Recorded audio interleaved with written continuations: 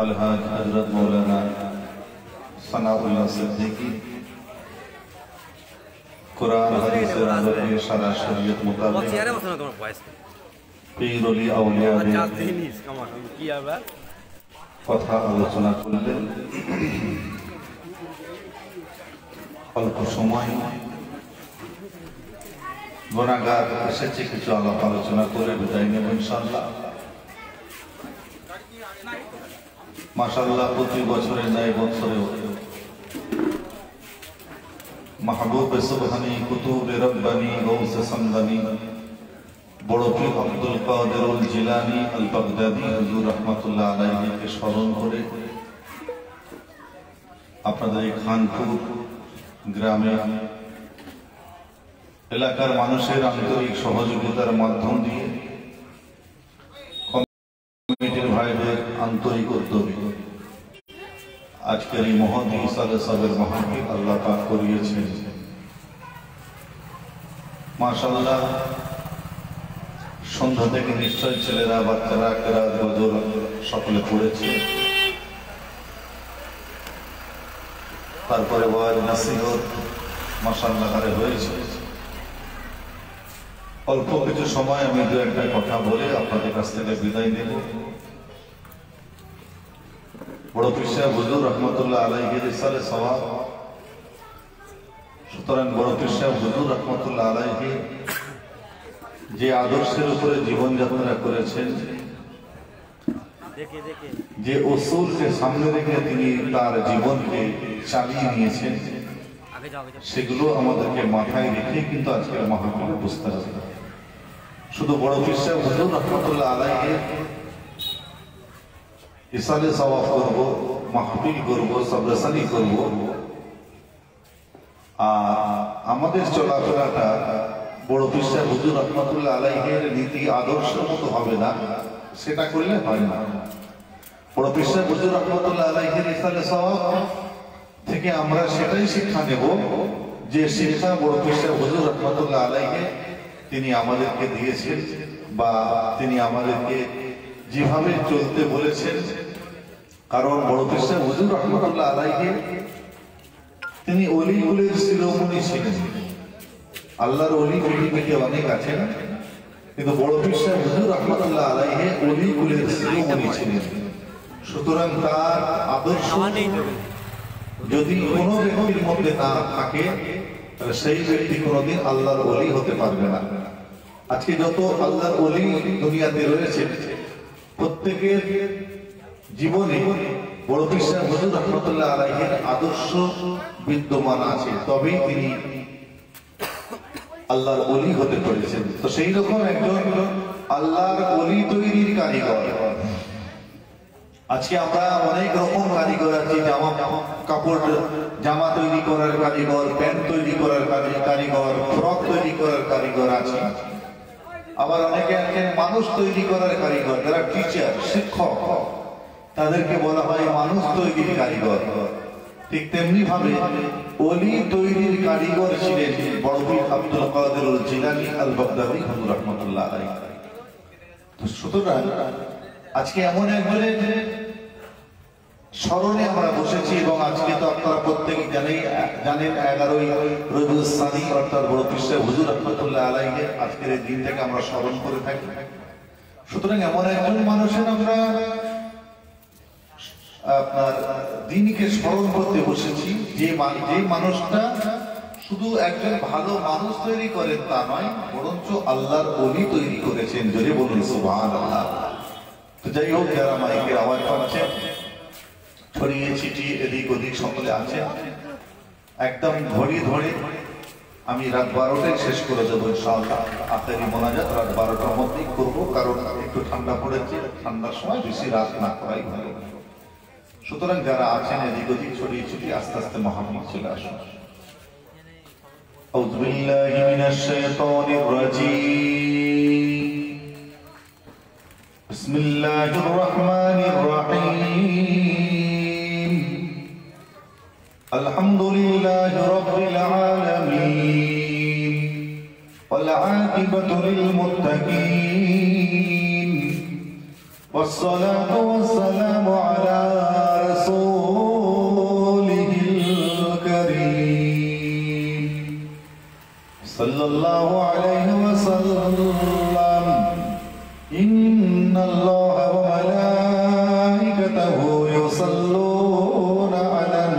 নবী ইয়া আইয়ুহাল্লাযীনা আমানু সাল্লু আলাইহি ওয়া সাল্লিমু তাসলিমা আল্লাহুম্মা সাল্লি আলা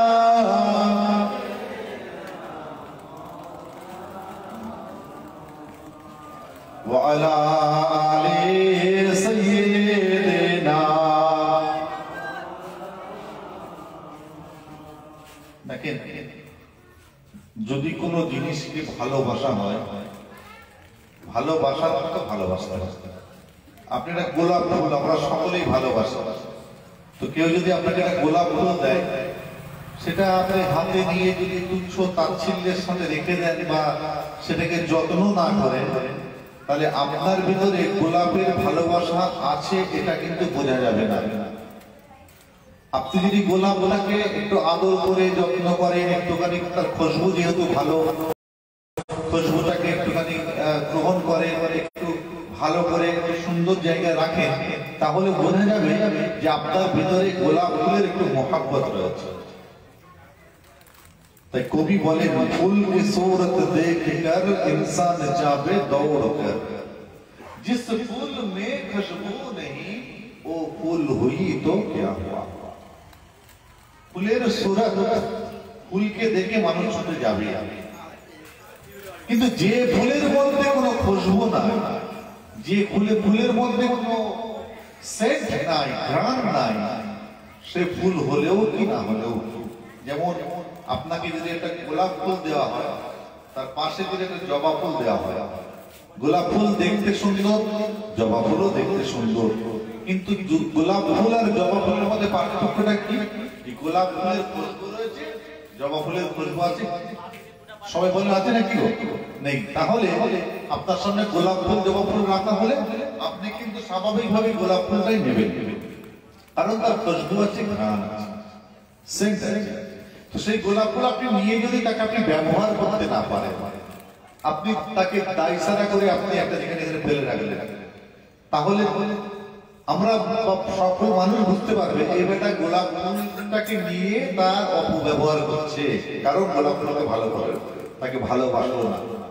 ঠিক তেমনি ভাবে আল্লাহ পাক রব্বুল আলামিন আমাদের দুনিয়াতে 1 লাখ মতান্তরে 2 লাখ 24,000 পয়গম্বর আলাইহিস সালাতু ওয়াস সালামকে দুনিয়ায় পাঠিয়েছেন।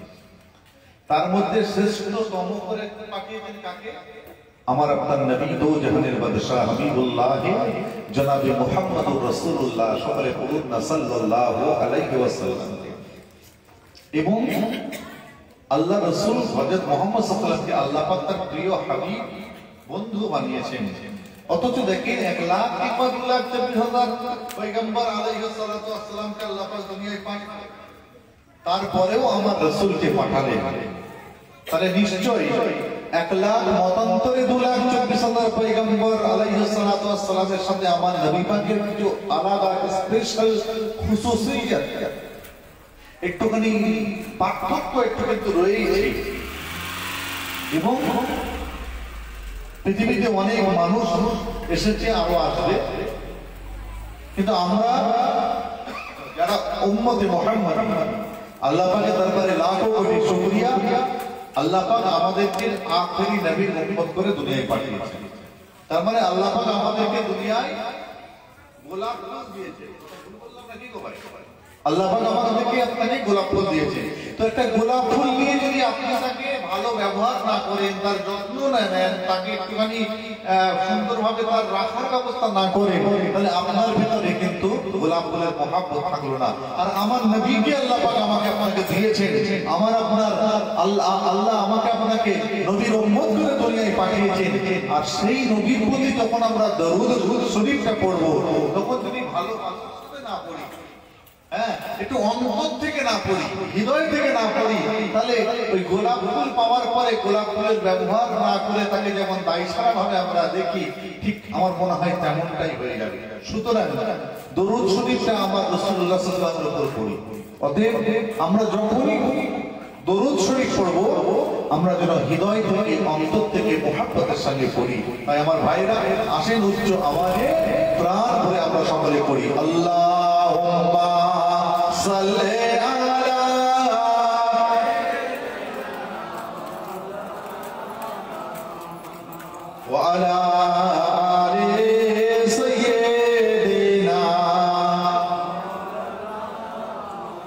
अंधेरी कब्र में मुझको अकेला छोड़ जाएंगे, अंधेरी कब्र में मुझको अकेला छोड़ जाएंगे।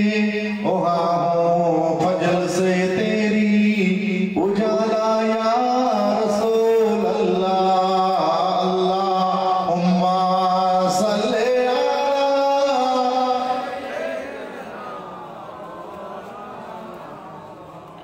वाला आले सय्यदना।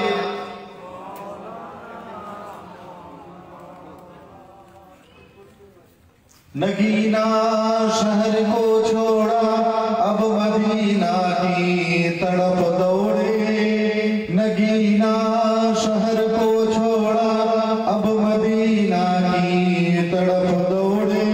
मुझे अब राही जन्नत का बता दो या रसूल अल्लाह, अल्लाहुम्मा सल्ले अला।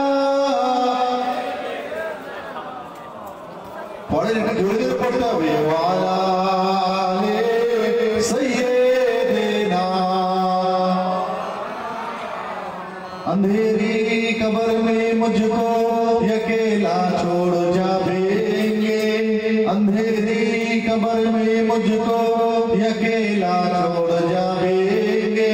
वहाँ फजल से तेरी उजाला या रसूल अल्लाह, अल्लाहुम्मा सल्ले अला।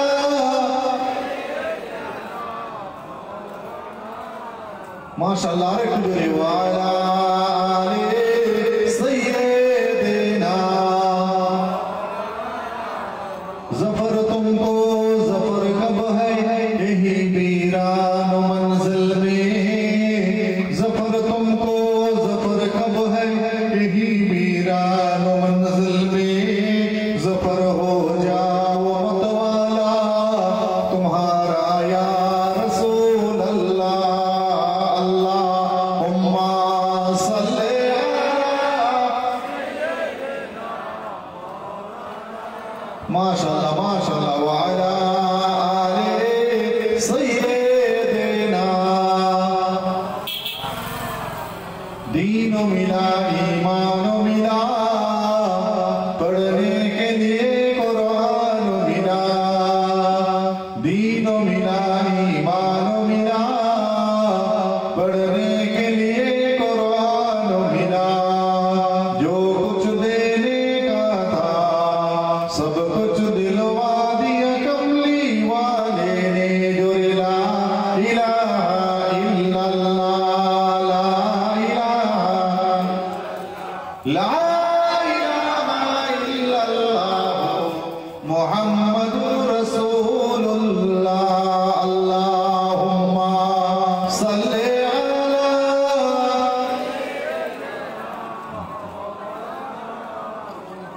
वाला आले सय्यदना। সম্ভবত আমার সুধী জ্ঞানী দিন দরদি ইসলাম দরদি আল্লাহওয়ালা ভাইরা, পর্দার অন্তরালে অবস্থিতা পর্দা নসিনা আবেদা জাহিদা জাকিরা, আমার মা ও বোনেরা, স্নেহের কচি কাঁচা বাচ্চা, মুআজ্জাজ মুকাররাম উলামায়ে কেরামগণ, হাফেজে কোরআন, বিশেষ করে আমার পূর্বে ওয়াজ করলেন আওলাদে মুজাদ্দিদে জামান আমার পীরজাদা ভাই, তৎসহ এই গ্রামের মসজিদগুলোর ইমাম সাহেবগণ, মুয়াজ্জিন সাহেবগণ, তৎসহ আজকের এই মহৎ ইসালে সওয়াব যাদের অক্লান্ত পরিশ্রম না থাকলে হতো না, সেই সমস্ত কমিটির ভাই সকলকে আমি গুনাহগার মুজাদ্দিদে জামান দাদা হুজুর পীর কেবলা রাহমাতুল্লাহ আলাইহির দ্বিতীয় বাড়ি সীতাপুর দরবার শরীফ এবং আল ফারা মিশনের তরফ থেকে জানাই আন্তরিক মোবারকবাদ। সবাই বলুন না আলহামদুলিল্লাহ। আল্লাহ রাব্বুল আলামিনের দরবারে হাজার হাজার লাখ লাখ কোটি কোটি শুকরিয়া। সাথে সাথে আল্লাহ রাব্বুল আলামিনের নিয়ামতের শুকর। ওয়া আম্মা বিনিআমাতি রাব্বিকা ফাহাদ্দিস। মাশাআল্লাহ, আপনাদের দেখে বড় ভালো লাগছে, কারণ এই খানপুর, এই গ্রামে অনেক স্মৃতি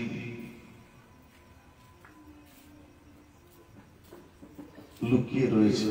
আমার আব্বাজান হুজুর পীর কেবলা রাহমাতুল্লাহ আলাইহিকে নিয়ে এই খানপুর আব্বাজান হুজুরের একটা প্রাণের জায়গা ছিল।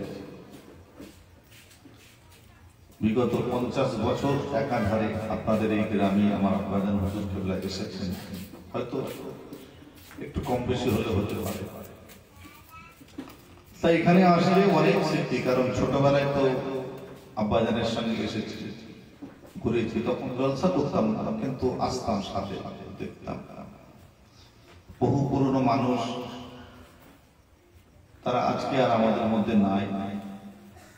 আল্লাহ পাকের হুকুম, কুল্লু নাফসিন যায়িকাতুল মাউত, প্রত্যেকটা নফসকে আল্লাহ পাক মৃত্যুর স্বাদ গ্রহণ করাবেন। সুতরাং আজকে যারা আছে তাদেরকেও যেতে হবে, আগে আর পরে। তো অনেক মানুষ দুনিয়া থেকে বিদায় নিয়েছেন। আমার আব্বাজান হুজুর কেবলাও দুনিয়া থেকে বিদায় নিয়েছেন। তাই তারা দুনিয়াতে না থাকলেও তাদের আসা যাওয়ার মাধ্যম দিয়ে যে স্মৃতিগুলো হয়ে থাকে, সেগুলো কিন্তু খুব মনে পড়ে আপনাদের এই গ্রামে আসলে। মাশাআল্লাহ, দোয়া সবসময় চাই আল্লাহ পাক যেন আপনাদেরকে ভালো রাখেন, সুস্থ রাখেন, হেফাজতে রাখেন। বিশেষ করে এই যে 2 বছর ধরে যে একটা প্যান্ডেমিক সময়, করোনা সময় গেল, এই সময়ে কত মানুষকে আমরা হারিয়েছি, কত প্রিয়জন, কাছের মানুষ, ভালোবাসার মানুষ আমরা হারিয়েছি। যদিও আল্লাহ তাআলা হায়াত রাখেননি, ওটা তো আমাদের ঈমান অবশ্যই, কিন্তু তারপরেও তো একটা আমরা ওসিলা হিসাবে এইগুলো বলতেই পারি যে করোনা আজকে বহু প্রিয় মানুষের জীবনকে, হৃদয়কে কেড়ে নিয়েছে। আমরা যে বেঁচে আছি এটা আল্লাহ পাকের দরবারে লাখ কোটি শুকরিয়া। তো যাই হোক, আমরাও আছি, একটা সময় আসবে আমাদেরকে আপনাদেরকেও চলে যেতে হবে। এই সামনে বাচ্চা বাচ্চা ছেলে আছে, এরা আবার আগামীর প্রজন্ম হয়ে উঠবে ইনশাআল্লাহ। আল্লাহ যেন ওদের হায়াত দারাজ করেন। তো এইরকম একটা রোটেশনাল সিস্টেম কিন্তু যুগ যুগ ধরে হয়ে আসছে এবং আগামীতেও যুগ যুগ ধরে চলবে। হযরতে আদম আলাইহিস সালাতু ওয়াস সালামকে আল্লাহ পাক দুনিয়ায় পাঠানোর পর থেকে এই মানুষ আসা যাওয়া হায়াত এবং মৃত্যু লেগেই রয়েছে। এবং আমরা যারা এখানে বসে রয়েছি, আমরা কিন্তু প্রত্যেকেই সেই আদম নবীর কিন্তু সন্তান। কি ভাই, কথা ঠিক কিনা বলেন? আমি পীর সাহেব বাড়ির ছেলে হলেও আদম নবীর সন্তান, আপনারা সাধারণ বাড়ির ছেলে হলেও আপনারা আদম নবীর সন্তান। সুতরাং আপনাদের সাথে আমাদের রিলেশন, যে সম্পর্ক, এটা কিন্তু নষ্ট হবার নয়। কারণ আমরা এক কথায় বলতে পারি আমরা আদম নবীর সন্তান। আজকে সেই ভ্রাতৃত্ব, সেই একতা,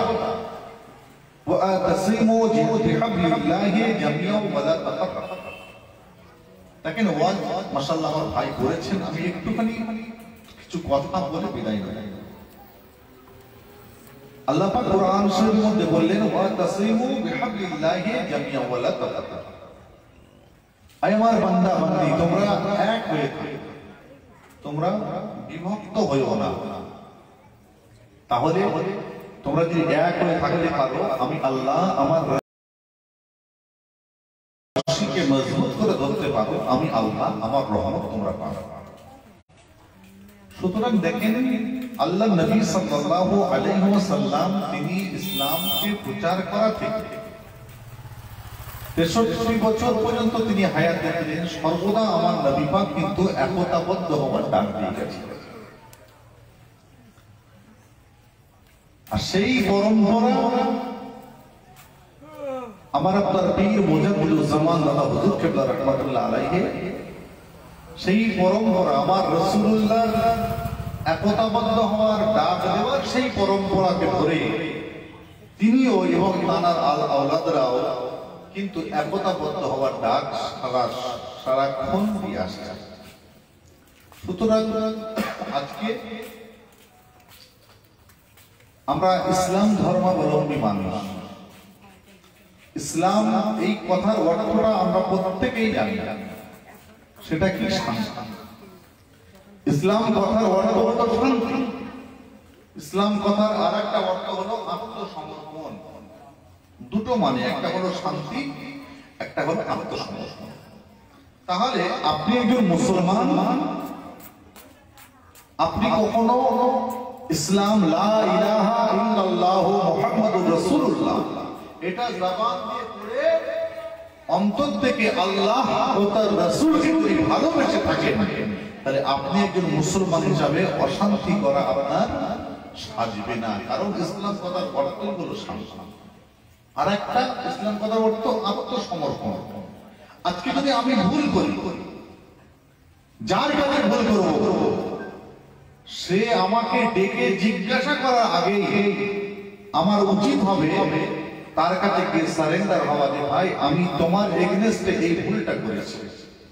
যেমন দেখেন যে অনেক অনেক আসামি পুলিশ ধরার আগে একটা হয়তো কেউ কোনো অন্যায় করলো, অন্যায় করে পুলিশের কাছে গিয়ে সারেন্ডার হয়ে যায়, যে আমি এই কাজটা করেছি, আমি সারেন্ডার হয়ে গেলাম।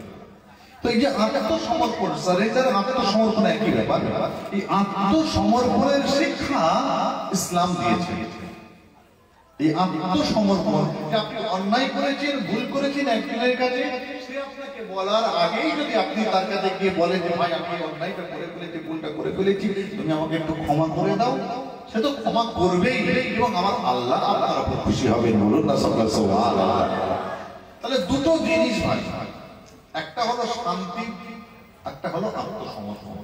এই দুটো জিনিস যদি আমরা মুসলমানরা ঠিকঠাক ভাবে মেনে চলতে পারি,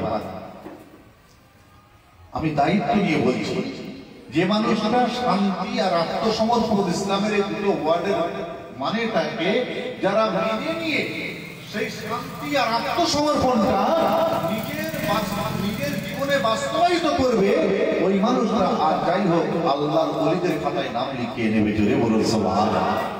আল্লাহর ওলি কাদেরকে বলে? আজকে বড় পীর সাহেব হুজুর রাহমাতুল্লাহ আলাইহির সঙ্গে আমরা জলসা করছি আল্লাহর ওলি হিসাবে। খাজা আজমিরি হুজুর রাহমাতুল্লাহ আলাইহি আমরা জলসা করি আল্লাহর ওলি হিসাবে। হ্যাঁ, দাদা হুজুর পীর রাহমাতুল্লাহ আলাইহি নামে জলসা করি সবরে করে আল্লাহর ওলি হিসাবে। আল্লাহর ওলি কারা? তার ডেফিনিশনটা কি, তার তাআরিফটা কি, তার সংজ্ঞাটা কি? আপনারা যারা এখানে বসে রয়েছেন, আপনারা কি আল্লাহর ওলি হতে পারবেন না? কারণ মনে যদি এইরকম থাকে আমরা আল্লাহর ওলি হতে পারবো না, এটা ভুল কথা। আল্লাহর ওলি হতে গেলে কোনো বংশ লাগে না।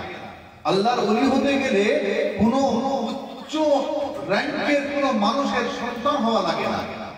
আল্লাহর ওলি হতে গেলে ইসলাম কথার যে অর্থ শান্তি আর আত্মসমর্পণ, এই দুটোকে যদি নিজের জীবনে বাস্তবায়িত করতে পারে, ওই মানুষটা ইনশাআল্লাহ আল্লাহর ওলি হয়ে যাবে। একবার জোরে বলুন সুবহানাল্লাহ। এই দুটো, হ্যাঁ এই দুটো, আপনি এই দুটোর মধ্যে সব পেয়ে যাবেন। আপনি নামাজ, রোজা, হজ, যাকাত, তাসবিহ, তেলাওয়াত, দাড়ি, টুপি, মুরাকাবা, মুশাহিদা, জিকির, আজকার, দান, খিরাত, আপনার জীবনে একটা মানুষের জীবনে বাঁচতে গেলে তার যা যা দরকার আপনি যদি খুব খেয়াল করে শোনেন বা একটু ভাবেন, এই ইসলাম শান্তি আর আত্মসমর্পণের মধ্যে পড়ে যাবে। আপনি হলো হুজুর নামাজটা কি করে আত্মসমর্পণের মধ্যে পড়লো? মসজিদে আজান হলো, হাইয়া আলাস সালাহ, নামাজ হাইয়া আলাস সালাহ বলার বলছে, আজান হচ্ছে, হাইয়া আলাস সালাহ, তোমরা নামাজের দিকে আসো। ঠিক তার আগের মুহূর্ত আপনি তো জানেন যে আজকে আসরের নামাজটা 4:20 হবে, আপনি যদি 4টের সময় মসজিদে চলে যান, আপনার কি খুব ক্ষতি হবে ভাই? এর সময় হেলা যান, কোনো ক্ষতি হবে কি? 4:20 জামাত হবে, আপনি 4টের সময় মসজিদে যাবেন, কোনো ক্ষতি হবে আপনার? তাহলে আল্লাহ ঘরে আযান হয়নি, 4:05 আযান, আপনি 1 মিনিট আগে মসজিদে চলে যাওয়া মানে আপনি আল্লাহর কাছে নিজেকে সারেন্ডার করে দিলেন, আমাকে সমর্পণ করে দিন। আল্লাহ, তোমার ডাক দেওয়ার আগেই আমি তোমার ঘরে এসে হাজির হয়ে গিয়েছি। বলুন না সুবহানাল্লাহ। আমি তো ছোটখাটো মানুষ, আমারও তো জ্ঞান বুদ্ধি এলেন কালাম কিছু নেই, তাই আমি ছোট ছোট বিষয়গুলোর উপরে সবসময় নিজেকে অ্যানালাইসিস করি বা একটুখানি ভাবি, তাহলে এই জিনিসগুলো যেগুলো মনে হবে সেগুলো আপনারা লাভ করবেন। এটাই তো আমাদের কাজ। আরে বাবা, আমার নবী সাল্লাল্লাহু আলাইহি ওয়াসাল্লাম তিনি ইসলামের সবকিছু কমপ্লিট করে দিয়ে গেছেন। এখন নতুন তো কিছু আর ইসলাম থেকে বেরোবে না, যা বেরোবে ওই আল্লাহ নবী যা করবেন সেগুলোই। তো সেগুলোকে যদি সহজভাবে নিজেরা ভেবে চিন্তে আপনাদেরকে বলে দেওয়া যায়, তাহলে আপনাদের ইসলাম পালন করাটা অনেক সহজ। আপনি আপনার বাপের কাছে একটা মিথ্যা কথা বলেছেন, আপনি আপনার বাপের কাছে মিথ্যা কথা বলেছেন। মিথ্যা কথাটা কি? আব্বা আমাকে 500 টাকা দেয়, কি করবি? একটা বই কিনবি। কথাটা মিথ্যা। টাকাটা হাতে নিলেন, নিজের বাপু আর আব্বা, আমি বই কিনবো না, আমি বই কিনবো না, আপনি আমাকে টাকা দিয়ে না দেন, আমি একটা ক্ষতি করেছি, বই কিনবো না, তবে টাকাটা নিয়ে এই কাজ করবো।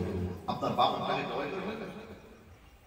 যদি সে বাপ আছে, যদি সে নরপিশাচ হয় আলাদা কথা, যদি সেই মানুষ হবে শয়তান হয় তাহলে আলাদা কথা, কিন্তু যদি সে প্রকৃত একজন বাপ হয়, আপনাকে ভাবতে কেন নেবে? তুই টাকা বার করার জন্য এত ফন্দি করার দরকার নেই রে, যখন যেটা লাগবে সেটা আমাকে বলবি। আত্মসমর্পণ করা। আর শান্তি তো আপনি আপনার স্ত্রী স্বামী স্ত্রী ঝগড়া না করাটাও শান্তি, ভাই ভাই ঝগড়া না করাটা শান্তি, মা বেটায় ঝগড়া না করাটা শান্তি। কথা বুঝতে পারছেন না? শান্তি তো আপনারা বুঝতেই পারছি, কিন্তু আত্মসমর্পণটা এমন একটা ক্রিটিক্যাল একটা সাবজেক্ট, বিষয়বস্তু না, এই জন্য ওইটার উপরে একটুখানি ভেঙে পড়ে। হযরত জাবের রাদিয়াল্লাহু তাআলা আনহু আল্লাহর নবীর একজন সাহাবা ছিলেন। হযরত জাবের রাদিয়াল্লাহু তাআলা আনহু একদিন বনে গেছে, জঙ্গলে গিয়ে একটু শিকার করতে গেছে। ওমর ফারুকের জামানা, ওমর ফারুকের জামানায় হযরত জাবের রাদিয়াল্লাহু তাআলা আনহু বনে শিকার করতে গেছেন। এখন শিকারকে লক্ষ্য করে তীর, তখন তো এখন বন্দুক না তীর ছিল, তীর দিয়ে টেনে আর তীরটা ওই যাকে শিকার করবে তাকে লাগলো। ওইখানেই একজন মানুষ একটুখানি আল্লাহর ইবাদত করতে, বাবু তোমরা একটু চুপ করো, তো ওইখানে একজন মানুষ আল্লাহর ইবাদত করছিলেন, তার বুকে গিয়ে লাগলো। আবু যর গিফারী রাদিয়াল্লাহু তাআলা আনহু তীরটা ছুঁড়লে, আমি আত্মসমর্পণটাকে একটুখানি ব্যাখ্যা দিচ্ছি, বিশ্লেষণ করছি, আপনাদের অসুবিধা হচ্ছে না তো ভাই? বুকে গিয়ে লাগলো। আবু যর গিফারী জানেন না, তিনি যখন তীরটা ছোঁড়ার পরে আমার শিকারীটাকে ধরতে হবে, তখন আসছেন, এসে দেখলেন রে শিকারীকে তো লাগে না, একটা মানুষ আল্লাহর ইবাদত হয়তো করছিলেন, সেই মানুষটার বুকে লেগেছে এবং সঙ্গে সঙ্গে সেই মানুষটা মারাও গেছে। আবু যর গিফারী এদিক ওদিক তাকাচ্ছেন, তাই তো এই কথা দেখে বলে আমি বেরিয়েছি, তাহলে আমার জেল জরিমানা সব। এই তার দিকে দেখিয়ে দেখতে কেউ নেই, গুটি গুটি পায়ে এগিয়ে যাচ্ছে, মানে চলে যাচ্ছে, আমাদের সরে যাচ্ছে। একটা অন্যায় হয়ে গেছে, একটা মানুষের খুন করে ফেলেছে, মানে বিশাল ব্যাপার। তার শাস্তিটা কি? শরীয়ত মোতাবেক কোনো মানুষ যদি খুন করে তার শাস্তি কি জানেন? আল কাতলু বিল কাতলি। শরীয়ত বলছে তুমি যদি কাউকে খুন করো, তোমাকে খুন করা হবে, অর্থাৎ ফাঁসি দেওয়া হবে। এটা হলো শরীয়তের হুকুম। তুমি যদি কাউকে ফাঁসি দাও, তুমি যদি খুন করো, অনিচ্ছাকৃতভাবে খুন করে ফেলো, তোমার শাস্তি হলো মৃত্যুদণ্ড, সাজায়ে মওত যেটাকে বলা হয়। তো সাজায়ে মওত হয়ে যাবে, ইসলামের আইন চলছে সেখানে, কিনা? হযরত ওমর ফারুকের মতো মানুষ, তিনি রাষ্ট্র নেতা, আমিরুল মুমিনিন, খলিফাতুল মুসলিমিন আলা মিনহাজিন নবুওয়াত, তো তিনি আস্তে আস্তে চলে যাচ্ছে, বেশ কিছু তো চলে গেছে। প্রত্যেকটা মানুষের একটা বিবেক আছে। এবার বিবেক আবু যর গিফারীকে বলছে, এই আবু যর কি করলে? তুমি একটা মানুষকে মেরে ফেললে, তুমি একটা মানুষকে মেরে ফেললে, সেটাও যেন ঠিকই তুমি অনিচ্ছাকৃত ভাবে মেরেছো, কিন্তু তুমি কোন বিবেকে দুনিয়ার মানুষের ভয়ে তুমি গাছকে পালাচ্ছ? তুমি কি আল্লাহকে ভয় করো না? আল্লাহ কি তোমার এই কাজটা দেখতে পান না? আবু যার গিফারীর মোটিভটা চেঞ্জ হয়ে গেল। সঙ্গে সঙ্গে আবু যার গিফারী রাদিয়াল্লাহু তাআলা আনহু তিনি ব্যাক করলেন, আবার ফিরে আসলেন। ওই মৃত ব্যক্তি এখানে মারা গেছে, সে পুরা তারা ফিরে আসলেন, লাশটাকে কাঁধে তুললেন, হযরত ওমর ফারুকের দরবারে চলে গেলেন। আমার ভাইরা বাবাজিরা ঠান্ডা কান্না করে শুনে রেখে দেন, জেনে রেখে দেন। ওই সময় আবু যার গিফারী থাকতে পারলেন না। এমন সময় মৃত ব্যক্তিটাকে কাঁধের মধ্যে তুলে নিয়ে এমন সময় হযরত ওমর ফারুকের দরবার শরীফে চলে গিয়ে বললেন, ভাই ওমর, আপনি শুনে রেখে দেন, জেনে রেখে দেন। না না না না, আমি ইচ্ছাকৃত ওই মানুষটাকে মানি না। আমি বনের মধ্যে গিয়ে শিকার করতে গিয়েছিলাম। আমার তীরটা যখন লক্ষ্য করে শিকারীকে লক্ষ্য করে ছুঁড়েছিলাম, ওই তীরটা লক্ষ্যবস্তু হয়ে এই মানুষটার বুকের মধ্যে লেগে গিয়েছে। এই মানুষটার বুকের মধ্যে লেগে যাওয়ার সঙ্গে সঙ্গে মানুষটা ইন্তেকাল করে গিয়েছে। এই আবু ওমর ফারুক, আপনি বলেন আমার কি সাজা হবে? আপনি একটুখানি বলে দেন। ওই সময় ওমর ফারুক রাদিয়াল্লাহু তাআলা সঙ্গে সঙ্গে বলেছিলেন, ভাই আবু যার, তুমি শোনো, শরীয়তের হুকুমটা হয়ে গেল, আল কাতলু বিল কাতলে, আল কাতলু বিল কাতলে। যে মানুষ কোনো মানুষকে খুন করবে, ওই মানুষটাকে সাজায়ে মওতটা দেওয়া হবে। আমার ভাইরা কেটার মধ্যে পাওয়া যায়। ওই সময় ওমর ফারুককে আবু যার গিফারী বলেছিলেন, ভাই ওমর, আপনি শুনে রেখে দেন, জেনে রেখে দেন, যখন এই মানুষটাকে আমি মেরে ফেলেছি, আপনি আমার সাজায়ে মওতের ব্যবস্থা করে ফেলেন। আমার ভাইরা কেটাবের মধ্যে পাওয়া যায়। ওই সময় ওমর ফারুক থাকতে পারলেন না। এমন সময় গ্রামে খোঁজ নেওয়া শুরু করলেন, এই মানুষটা দুনিয়ায় কোনো মানুষ আছে কিনা একটু খোঁজ নিতে শুরু করলেন। খোঁজ নিতে দেখা গেল, না না না না, এই মানুষটা দুনিয়ায় কেউ নেই এমনটা নয়। এই মানুষটার দুইজন ছেলে রয়েছে, ছেলেগুলো বড় ছোট ছোট ছেলে। ওই ছেলেগুলোকে ডাকা হলো, ও আমার দুনিয়া ছেলে, তোমরা শোনো, তোমার আব্বাজানকে আবু যার গিফারী অনিচ্ছাকৃতভাবে মেরে ফেলেছে। এর জন্য আবু যার গিফারীর সাজায়ে মওত হবে। তোমরা এই রাত দরবারে একটুখানি থেকে যাও। আমার ভাইরা কিতাবের মধ্যে পাওয়া যায়। এমন সময় যখন আপনার সাজায়ে মওতের সময়টা হয়ে গেল, হযরত ওমর ফারুক থাকতে পারলেন না। এই জাল্লাদ, তুমি যাও, চলে যাও, তুমি সাজায়ে মওতের ব্যবস্থাটা করে ফেলো। আমার ভাইরা কান্না করে শুনে রেখে দেন, জেনে রেখে দেন। ওই সময় আবু যার গিফারী থাকতে পারলেন না।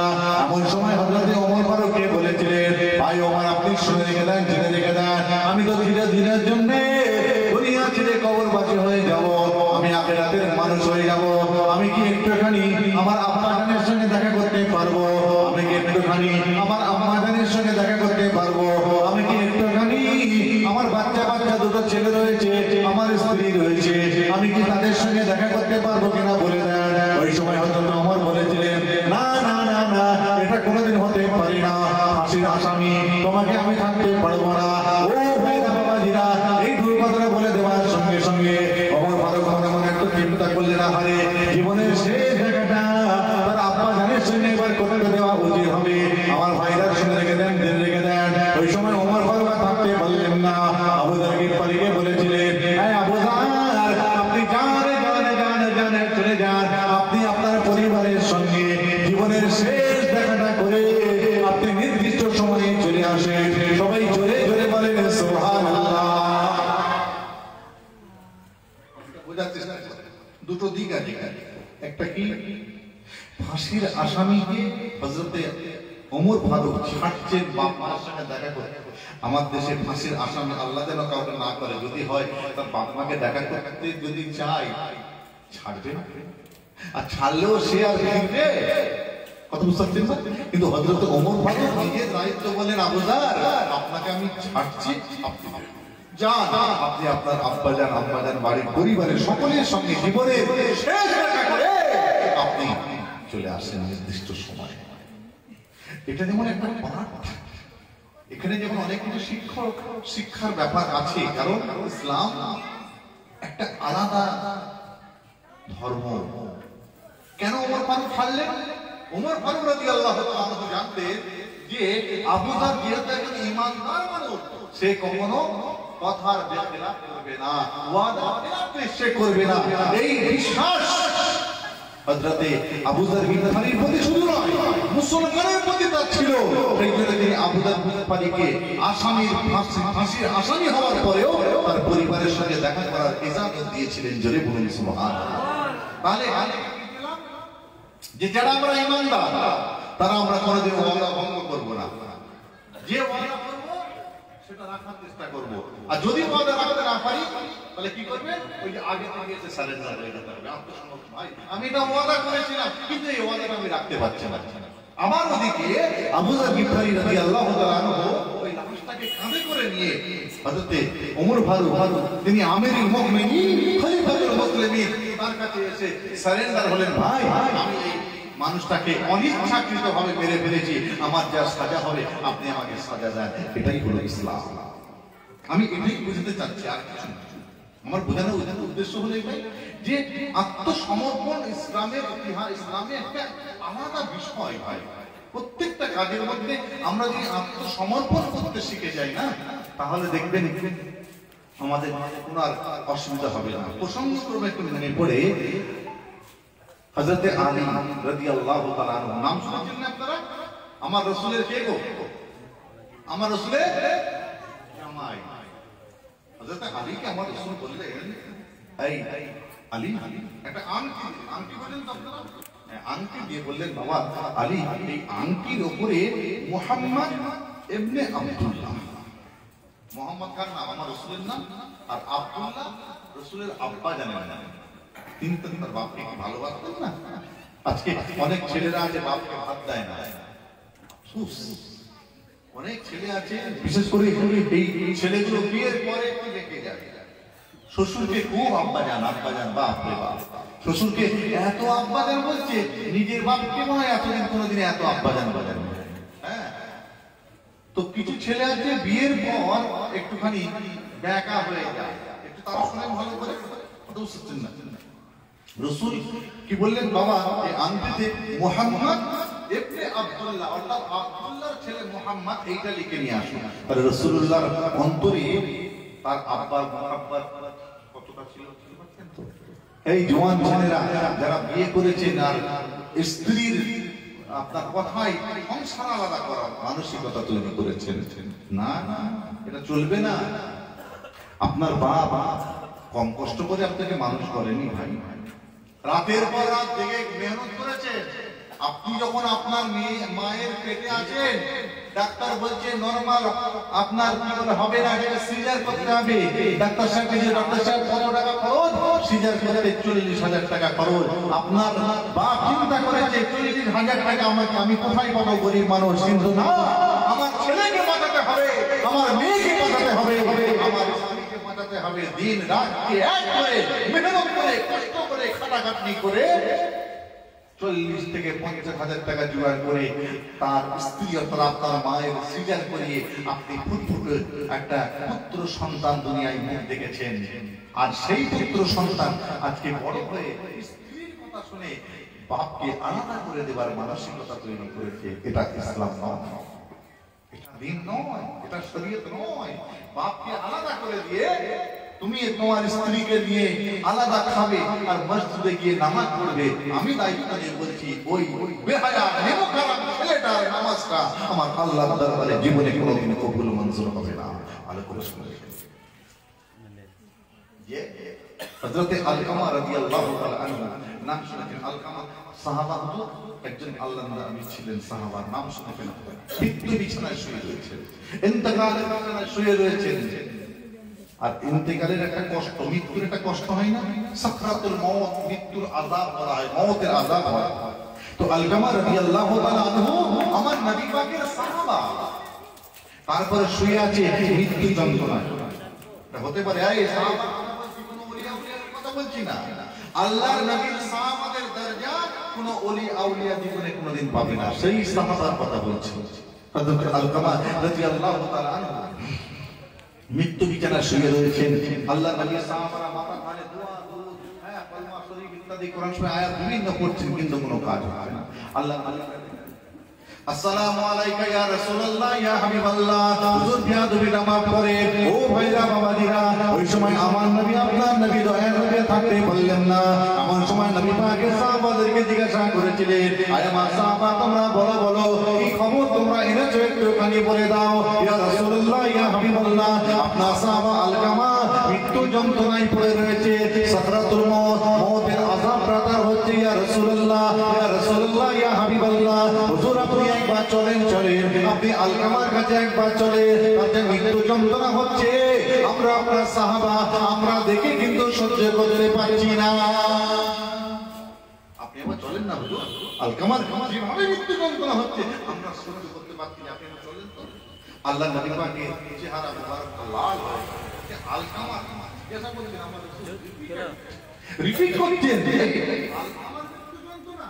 আল্লাহ নবী যেন ভেবে উঠতে পারতে পারে আমার সাহাবার মৃত্যু যন্ত্রণা হবে কেন? আমার সাহাবা, আল্লাহ নবী সাহাবাদের আমাদের কি বলেছেন জানেন? যে আমার প্রত্যেকটা সাহাবা এক একটা নক্ষত্রের মতো, তোমরা যারা আমার সাহাবাদের কাছে যাবে তারা হিদায়াতের পথের প্রতীক হয়ে যাবে। জোরে বলবেন না সুবহানাল্লাহ।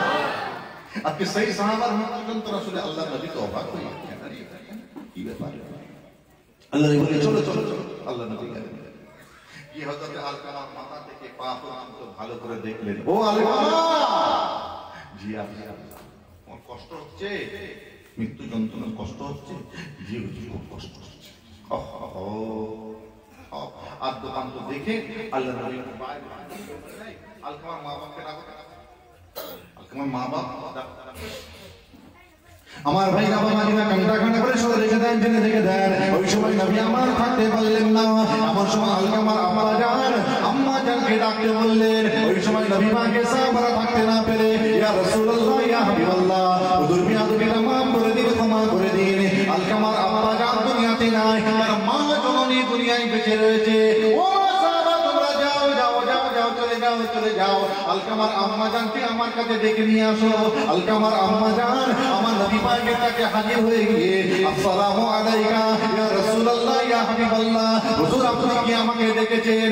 ও আলকামার মা তুমি বলো বলো, তোমার ছেলে আলকামা তোমায় কোনোদিন কষ্ট দিয়েছে কিনা? আলকামার মা, তোমার ছেলে কোনোদিন কষ্ট দিয়েছে? ইয়া রাসূলুল্লাহ ইয়া হাবিবাল্লাহ, হুজুর আপনি আমার ছেলের কথা বলবেন না। ইয়া রাসূলুল্লাহ ইয়া হাবিবাল্লাহ, আমার ছেলে আমাকে এত কষ্ট দিয়েছে, এত কষ্ট দিয়েছে। আমার ছেলের কথা, সেই কষ্টের কথা মনে পড়ে গেলে আমি তার মা, আমার বড় কষ্ট হয়। হুজুর আপনি আমার ছেলের কথা আমাকে বলবেন না। আল্লাহ নবী কাছে পরিষ্কার যে তার মওতের কষ্ট হওয়ার কারণ তার মাকে, অর্থাৎ আলকামার মাকে আলকামা মনে কষ্ট দিয়েছে, ব্যথা দিয়েছে, বেদনা দিয়েছে বলে আজকে আলকামার মৃত্যু যন্ত্রণা সাকরাতুল মউত সাজায় বাপতাসান মওতের আযাবটা তার হচ্ছে। আমার নবী কাছে পরিষ্কার। लेकिन माँ की जिनिस बाप माँ আল্লাহ নবীকে জিজ্ঞাসা করলেন, ইয়া রাসূলুল্লাহ বাপ মা আমাদের জন্য কেমন? আল্লাহ রাসূল কি বললেন, হুমা জান্নাতুকা ওয়া নার, বাপ মা তোমাদের জন্য জান্নাত, বাপ মা তোমাদের জন্য জাহান্নাম। তাহলে বাপ মাকে খুশি করতে পারলে জান্নাতে আল্লাহ দেবেন ইনশাআল্লাহ, আর বাপ মাকে খুশি করতে না পারলেন জাহান্নামে ইনশাআল্লাহ চলে যেতে হবে। কিছু পারে হুমা জান্নাতুকা ওয়া নারুকা, বাপ মা তোমার জন্য জান্নাত, বাপ মা তোমার জন্য জাহান্নাম। আল্লাহ নবী বললেন, ও আলকামার মা বুঝতে পেরেছি, বসো বসো বসো। তো শোনো, তোমার ছেলে তো যন্ত্রণা হচ্ছে, মওতের হুকুম হয়ে গিয়েছে, কিন্তু তোমার মনে দুঃখ কষ্ট ব্যথা বেদনা দিয়েছে বলে আলকামার মৃত্যুটা হচ্ছে না, কিন্তু মৃত্যু যন্ত্রণা আল্লাহ দিয়ে রেখেছেন, শুধু তোমায় কষ্ট দিয়েছে বলে আলকামার মা তুমি একটু তোমার ছেলেকে মাফ করে দাও। তুমি মাফ করে দিলে আলকামার আসানের সাথে মওত হবে। ইয়া রাসূলুল্লাহ, হুজুর আমার বাপ মা আপনার কাছে কুরবান হয়ে যাবে, আমার বাপ মা আপনার কাছে কুরবান হয়ে যাক, আমি আলকামাকে কোনোদিন মাফ করব না। হুজুর এই কথাটা আপনি আমার বলবেন না, এই কথা আমি আপনার রাখতে পারবো না। আল্লাহ নবী আবার রিকোয়েস্ট করলেন, ও আলকামার মা আমি রাসূলুল্লাহ বলছি তুমি মাফ করো, ভুল করে ফেলেছে তোমার ছেলে, অন্যায় করে ফেলেছে তোমার ছেলে, আমি বুঝতে পারছি, এই তার কঠিন সময় তুমি একটু মাফ করে দাও। ইয়া রাসূলুল্লাহ ওইটা আমি বলবেন না, বাকি সব কথা আমি শুনবো। কয়েকবার বললেন মাফ করলেন না। আল্লাহ নবী বললেন, আচ্ছা ঠিক আছে তুমি যাও। আল্লাহ নবী বাইরে বেরিয়ে গিয়ে বললেন, এই আমার সাহাবারা শোনো, কাঠ দোয়া করো, কাঠ। কাঠ বোঝেন না, জ্বালানি কাঠ। ইয়া রাসূলুল্লাহ, কাঠ কি হবে? শোনো, আলকামার মৃত্যু যন্ত্রণা হওয়ার কারণটা তার মাকে সে খুব মনে দুঃখ দিয়েছে, জানলে? সেই জন্য তার মা মাফ না করলে তার মৃত্যু যন্ত্রণা কমবে না। তাই আমি কাঠে আগুন ধরিয়ে আলকামাকে জীবন্ত পুড়িয়ে মেরে ফেলবো। এই জীবন্ত পুড়িয়ে মারতে গেলে আলকামার যে কষ্ট হবে, হ্যাঁ, যে কষ্ট হবে তার থেকে অনেক বেশি কষ্ট এখন হচ্ছে আলকামার মৃত্যু যন্ত্রণার থেকে আগুনে পুড়িয়ে মেরে ফেললে আলকামা আসানের সাথে মৃত্যুবরণ করতে পারে। তাহলে মৃত্যু যন্ত্রণা কত কঠিন করতে পারছেন যে, আর হচ্ছে কার জন্য? কাকে কষ্ট করে? মাকে। হ্যাঁ, মুখ দিয়ে বেরোচ্ছে না কেন ভাই? আর করতে লাগবে মাকে কষ্ট দিয়ে। পাগল সোজা হয়ে যাবে মিয়া।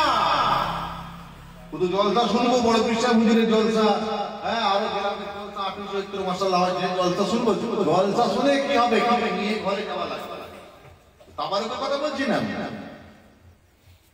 কিছু রসদ, যে রসদটা আখিরাতে নাজাতের জন্য আপনার জীবনে কাজে লাগবে, সেই রকম রসদ নিয়ে বাড়ি যান। দেখেন রসদটা কেমন, দেখেন পাগল সোজা হয়ে যাবে। তা কাঠ জোগাড় করে আগুন জ্বালিয়ে, আগুনও জ্বালিয়ে দেওয়া হয়ে যাবে। এমন সময় আলকামার মা এসে বলছে, হুজুর আপনি আগুন জ্বালিয়েছেন কেন?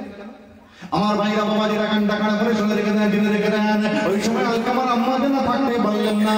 এমন সময় আমার নবী আপনার নামে দয়াল নবীকে জিজ্ঞাসা করেছিলেন, ইয়া রাসূলুল্লাহ, ইয়া হাবিবাল্লাহ, হুজুর আপনি আমার বিয়াদবিটা maaf করে দিন, ক্ষমা করে দিন। ইয়া রাসূলুল্লাহ, ইয়া হাবিবাল্লাহ, হুজুর আপনি আগুনটা কেন জ্বালিয়েছেন একটুখানি বলে দেন। ও ভাইরা বাবাজিরা শুনে রেখে দেন, জেনে রেখে দেন। ওই সময় আমার নবী আপনার নামে দয়াল নবী বলেছিলেন, বাবা আলকামার আম্মা যেন তুমি শুনে রেখে দাও, জেনে রেখে দাও, তুমি তো তোমার আলকামাকে maaf করবে না। তুমি যদি তাকে মাফ না করো, আগুনের সাথে মওতটা হবে না। এর জন্য আমি তাকে আগুনে পুড়িয়ে মেরে ফেলবো। আমি তাকে যদি আগুনে পুড়িয়ে মেরে ফেলি, তার আগুনের সাথে মওতটা হয়ে যাবে। আমার ভাইরা কিতাবের মধ্যে পাওয়া যায়, ওই সময় আলকামার আম্মা যারা থাকতে পারলেন না। এমন সময় আমার নবী আপনার নবী দয়াল নবীকে বলেছিলেন, ইয়া রাসূলুল্লাহ, ইয়া হাবিবাল্লাহ, হুজুর আপনি মা দুনিয়ায় বেঁচে থাকাকালীন আপনি আমার ছেলেকে কেমন করে আগুনে পুড়িয়ে মারবেন? ও আলকামার মা, শোনো শোনো, আমি নবী মুহাম্মদুর রাসূলুল্লাহ তোমাকে বলছি, শোনো। তাই তো তোমাকে আগেই বলেছিলাম বাবা, তুমি আলকামাকে একটুখানি মাফ করে দাও, তাহলে তার কোনো ঝামেলাটা হবে না। আমার ভাইরা কান্না কান্না করে চলে রেখে দেন, ধীরে রেখে দেন। ওই সময় আলকামের আম্মা জান বলেছিলেন, ইয়া রাসূলুল্লাহ, ইয়া হাবিবাল্লাহ, হুজুর আপনি আগুনটাকে নিভিয়ে দেন, আপনি যান যান যান যান চলে যান। আমি আমার ছেলে আলকামাকে আমার অন্তর থেকে মাফ করে দিলাম। আমার ছেলেকে আমি মাফ করলাম।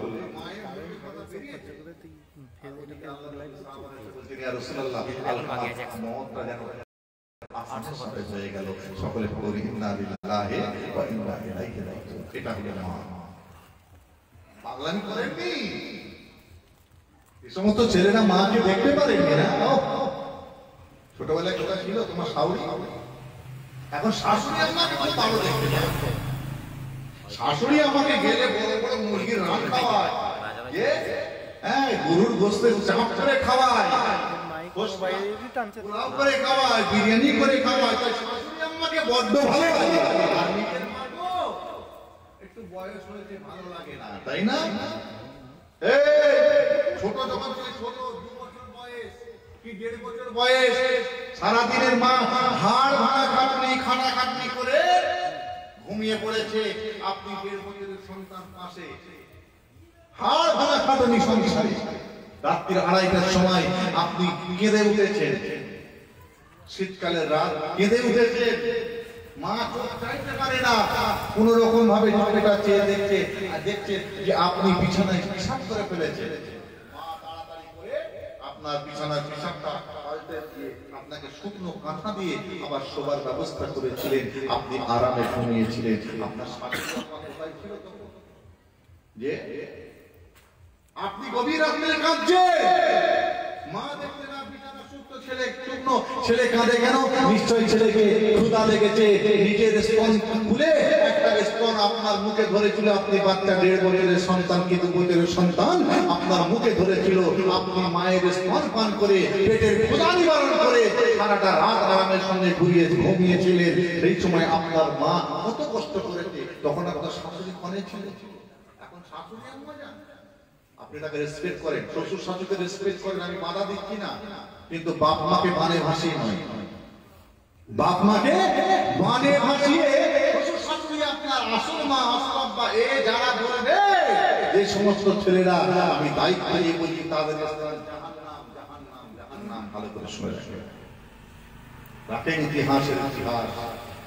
আপনি মোগল বিরোধী ইতিহাস পড়ে বলছেন যেখানে কি আছে বাপকে মেরে বেটা সিংহাসনে বসে, বেটাকে মেরে বাপ সিংহাসনে বসে, সেখান থেকে আপনি কি শিক্ষা নেবেন? শিক্ষা তো দিতে হবে আমার নবী পাকের আদর্শের উপরে, তাই না?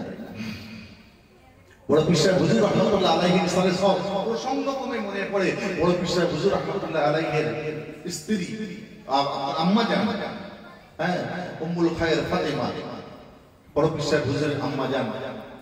বড় পীর সাহেব হুজুর রাহমাতুল্লাহ আলাইহি বলেন, বাবা যতদিন তুমি দুনিয়ায় বাঁচবে কোনোদিন মিথ্যা কথা বলবে না। আপনি আপনার স্ত্রী কোনোদিন আপনার ছেলেকে শিক্ষা দিয়েছে? আপনার স্ত্রী কি বলছে, তোর আব্বা বাইরে আছে না, তোর বাবার পকেট থেকে 100 টাকা নিয়ে যেত? আপনার পকেট টাকা আছে, আপনার স্ত্রী আপনার সাথে বলে যা বাবার পকেট থেকে 100 টাকা নিয়ে আয়, তাহলে চুরি করাটা কে শেখাচ্ছে? কথা বুঝতে পারলেন? কষ্ট লাগছে নাকি ভাই? একটু গোড়া বেঁধে কথা বলা ভালো। ও আল্লাহর নবী কি করেছে, আল্লাহর রাসূল তো বহুত শুনেছেন। বড় পীর সাহেব হুজুর রাহমাতুল্লাহ আলাইহির আম্মা জান তার ছেলেকে বলছে, বাবা যতদিন তুমি বাঁচবে মিথ্যে কথা বলবে না। আপনি আমার আপনার বউ, আমার আপনার ছেলেকে আমার আপনার পকেট মারা শেখাচ্ছে, এর জন্য দায়ীটা কিন্তু আমি আপনি স্বামী, অন্য কেউ নয়, এটা মাথায় রাখবেন। আল্লাহ পাক রব্বুল আলামিন কোরআন শরীফে বলেন, কু আনফুসাকুম ওয়া আহলিকুম নারা, নিজে আগুন থেকে বাঁচো, আহলে পরিবার বর্গদেরকে আগুন থেকে বাঁচাও। আপনি নিজেও আগুন থেকে বাঁচলেন না, আহলে পরিবারকেও আগুন থেকে বাঁচানোর মানসিকতা তৈরি করলেন না, এটা কিন্তু ইসলাম। আজকে তাই আমি সব জায়গায় ঘুরে থাকি কিছু কথা, একটু পরিবর্তন হতে হবে। ওয়াজ শুনে কিছু রসদ বাড়িতে নিয়ে যাওয়া যাবে, সব এখানে রেখে দিয়ে দিলে হবে না, কিছু নিয়ে তো। সুতরাং বাপ মায়ের খেদমত, জওয়ান যুবক ছেলে যারা আছেন আমি তাদেরকে অনুরোধ করব, বাপ মায়ের খেদমত করবেন। বাপ মাকে বার্ডেন মনে করবেন না, বাপ মাকে বোঝা মনে করবেন না। বাপ আর মায়ের পায়ের তলায় আমি আপনার ছেলে, আমার আপনার জান্নাত, এটা সবসময় মাথা রাখতে হবে। আপনি যতই নামাজি হন, রোজাদার হন, যাকে হন, বাপ মায়ের দোয়া যদি না নিতে পারে, বাপ মা যদি আপনার প্রতি খুশি না হতে পারে, আপনি কোনোদিন জান্নাতে যেতে পারবেন না। বাপ মাকে ভাববেন না, আর পুরপুরায় পীরের দরবারে গিয়ে ফল মূল নিয়ে যাচ্ছেন, চলবে না ভাই, চলবে না। আপনি ফল ফল ব্যাগে করে নিয়ে বেরোচ্ছেন, বাপ দেখতে পেয়েছে, বাবা কোথায় যাবি? একটু পুরপুরায়, তুমি হুজুরের কাছে যাও। ও আচ্ছা, ব্যাগে কি রে? তোমার শুধু ব্যাগেই নজর, কেন ব্যাগে এত নজর কেন তোমার? আমি একটু পীরের দরবারে যাবো, পীরের জন্য ফলমূল কিনেছি, শুধু তোমার ব্যাগে নজর। এই বাপ মাকে ফল ফল খাইয়েছে, বাপের প্রেশারের ওষুধটা, মায়ের প্রেশারের ওষুধটা শেষ হয়ে গেছে, আজ এক সপ্তাহ হয়ে গেল, আপনার টাইম হয়নি, তাই না? আপনি ছেলে, আপনি ছেলে না কুলাঙ্গার? আপনার মতো ছেলে বেঁচে থাকার থেকে হয়ে যাবো অনেক ভালো। বাপ জানবে বাবা ছেলে হুজুরদেরকে খুশি করেন, আমাদেরকে খুশি করেন, আসেন বলবেন, সব করবেন, বাপ মাকে মাইনাস করে নয়। শ্বশুর শাশুড়িকে খুশি করেন, সব কিছু করেন, কিন্তু বাপ মাকে এগুলো মাথায় রাখতে হবে। ইসলামটা কত সুন্দর, আমার নবী আমার রাসূল তার আব্বাজানকে কত ভালোবাসতেন। হযরত আলীকে বলছেন, বাবা এই আংটিটা নিয়ে যাবো, আমার নাম আর আমার বাপের নাম খোদাই করে লিখে নিয়ে আসবে, কি মুহাম্মদ ইবনে আব্দুল্লাহ। চলে গেলেন হযরত আলী স্বর্ণকারের দোকানে। ভাই স্বর্ণকার ভাই, এটা আমার নবী পাকের আংটি। আচ্ছা কি করতে হবে ভাই? আলী এতে মুহাম্মদ ইবনে আব্দুল্লাহ এটা লিখে দাও। ঠিক আছে, স্বর্ণকার সেই আংটিটা নিয়ে তার এক কাজ পদ্ধতি আছে, তিনি মুহাম্মদ ইবনে আব্দুল্লাহ লিখলেন, লিখে হযরত আলীকে দিলেন। আমার ভাইরা বাবাজি রাখেন, টাকা করে শুনে রেখে দেন, দিনে রেখে দেন। ওই সময় স্বর্ণকারা থাকতে বললাম না, এমন সময় আংটির মধ্যে মুহাম্মদ ইবনে আব্দুল্লাহ লিখে নিয়ে এমন সময় হযরত আলীকে দিয়ে বলে দিয়েছিলেন, ও ভাই আপনি জানেন চলে যান। এই আংটিটা আমার নবী পাকের আংটি। এই আংটিটাতে আপনি কেমন ভাবে বলেছেন মুহাম্মদ ইবনে আব্দুল্লাহ লিখে দেওয়ার জন্য, আমি মুহাম্মদ ইবনে আব্দুল্লাহ লিখে দিয়েছি। আপনি আমার নবী পাককে আমার জন্য দোয়াটা করতে বলবেন। ও ভাইরা বাবা, যারা রেখে দেন, রেখে দেন। ওই সময় আমার হযরত আলী থাকতে পারলেন না। এমন সময় আংটিটা হাতের মধ্যে নিয়ে দেখতে শুরু করলেন মুহাম্মদ ইবনে আব্দুল্লাহ কেমন লেখা হয়েছে, কিন্তু না না না না, সেখানে মুহাম্মদ ইবনে আব্দুল্লাহ লেখা হয় না। মুহাম্মদ ইবনে আব্দুল্লাহ লেখার পরিবর্তে ওই জায়গাটায় মুহাম্মদুর রাসূলুল্লাহ লেখা হয়ে গিয়েছে। একবার জোরে জোরে বলুন সুবহানাল্লাহ, আরেকটু জোরে বলুন সুবহানাল্লাহ। ও ভাইরা বাবা, যারা শুনে রেখে দেন, রেখে দেন। ওই সময় হযরত আলী থাকতে পারলেন না। এমন সময় স্বর্ণকারকে বলেছিলেন, ভাই স্বর্ণকার, তোমাকে আমি বলেছি মুহাম্মদ ইবনে আব্দুল্লাহ লিখতে, তুমি মুহাম্মদুর রাসূলুল্লাহ কেন লিখলে একটুখানি বলে দাও। স্বর্ণকার তো অবাক হয়ে গিয়ে বলেছিল, ভাই আলী, আপনি আংটিটা আমাকে একবার হাতের মধ্যে দেন। হযরত আলী আংটিটা হাতের মধ্যে দেওয়ার সঙ্গে সঙ্গে স্বর্ণকার নিজের চামড়া থেকে লক্ষ্য করলেন, আরে আমি তো লিখলাম মুহাম্মদ ইবনে আব্দুল্লাহ, কিন্তু এখানে মুহাম্মদুর রাসূলুল্লাহ লেখা হয়ে গিয়েছে। ও ভাইরা বাবা, যারা শুনে রেখে দেন, রেখে দেন। ওই সময় হযরত আলী থাকতে পারলেন না। এমন সময় আংটিটা নিয়ে তাড়াতাড়ি করে আমার নবী পাকের দরবার শরীফে চলে গিয়ে বলেছিলেন, ইয়া রাসূলুল্লাহ, ইয়া হাবিবাল্লাহ, হুজুর আপনি আমার বেয়াদবিতে একটুখানি মাফ করে দেন। আমি আপনার আংটিটাই মুহাম্মদ ইবনে আব্দুল্লাহ লিখতে দিয়েছিলাম, কিন্তু ভুল করে এই আংটিটার মধ্যে মুহাম্মদুর রাসূলুল্লাহ লেখা হয়ে গিয়েছে। ওই সময় আমার নবী, আপনার নবী, দয়াল নবী থাকতে পারলেন না। এমন সময় মুচকি হেসে বলে দিয়েছিলেন, ও আলী, তুমি কি জানো না মুহাম্মদ ইবনে আব্দুল্লাহ মানে আমি হলাম আব্দুল্লাহ ছেলে মুহাম্মদ। কিন্তু না না না না না না, সারা পৃথিবীতে যেখানে আমার নামটা আল্লাহ পাক লিখে দিয়েছেন, তার আগে বা তারপরে আমার আল্লাহ তাআলার নাম মুবারকটা আমার আল্লাহ পাক লিখে দিয়েছেন, লা ইলাহা ইল্লাল্লাহ মুহাম্মাদুর রাসূলুল্লাহ, লা ইলাহা ইল্লাল্লাহ মুহাম্মাদুর রাসূলুল্লাহ। ও ভাইরা বাবা জিরাম, এমনি করে সারা পৃথিবীর যেখানে যেখানে আমার আল্লাহ পাকের নাম মুবারকটা রয়েছে, তার পাশাপাশি আমার রাসূলুল্লাহর নাম মুবারকটা রয়েছে। ওই দিনে আমার নবী, আপনার নবী, দয়ার নবী থাকতে পারলেন না। আমার সময় হযরত আলীকে বলে দিয়েছিলেন, আমি চেয়েছিলাম আমার আব্বা জানের নামের সঙ্গে আমার নামটা লিখে রাখতে, কারণ আমি আমার আব্বা জানকে কোনোদিন চোখে দেখি নাই, কিন্তু আমি আমার অন্তর থেকে আমার আব্বা জানকে বড় প্যার করি, মহব্বত করি, ভালোবাসি। কিন্তু আমার আব্বা, কিন্তু আমার আল্লাহ রাব্বুল আলামিন ওটা চান না। আমার মনে জন্য কষ্ট হয়, ব্যথা হয়, বেদনা হয় আমার আব্বা জানের জন্য, এই জন্য আমার আল্লাহ পাক ওটা চান না। তাই আমার আল্লাহ পাক রব্বুল আলামিন তিনি মুহাম্মদ ইবনে আব্দুল্লাহ লেখার পরিবর্তে আল্লাহ পাকের কুদরতের মাধ্যম দিয়ে আমার আল্লাহ তাআলা মুহাম্মদুর রাসূলুল্লাহ লিখে দিয়েছে। যে বাপ কেমন মানুষ চিন্তা করে, আমার রাসূল চাইছে আব্বা নাম থাকবে, আমি আব্বা নামটা দেখবো আর মনটা শান্তি হবে, কিন্তু আল্লাহ চাইছে না, তার বাপ, আমার রাসূলের বাপ, রাসূল দুনিয়াতে আসার আগেই তো চলে গিয়েছিলেন, তাহলে আমার রাসূলের কষ্ট হবে না, আমার নাম আর আমার রাসূলের নাম সব জায়গায় সব একভাবে থাকবে। তাই আমি আল্লাহ আমার কুদরতে মুহাম্মদ ইবনে আব্দুল্লাহর পরিবর্তে মুহাম্মদুর রাসূলুল্লাহ লিখে দিয়েছে। একবার জোরে বলুন আজকে আমি আপনি সেই বাপকে খেতে দিই না, সেই বাপ মায়ের ভালোবাসা। তাই আমার খানপুর এলাকার ভাই, আপনারা সকলেই বাপ মাকে ভালোবাসেন।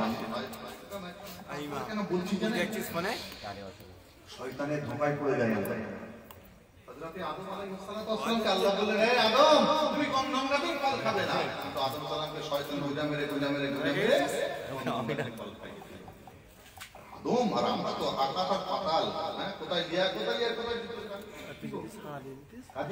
আমাদেরকে সতর্ক থাকতে হবে। বড় পীর সাহেব হুজুর রাহমাতুল্লাহ আলাইহি আমরা বাবা বলেন মিথ্যা কথা বলবে না, মিথ্যা কথা বললে গুনাহ হবে। কে শিখাচ্ছে?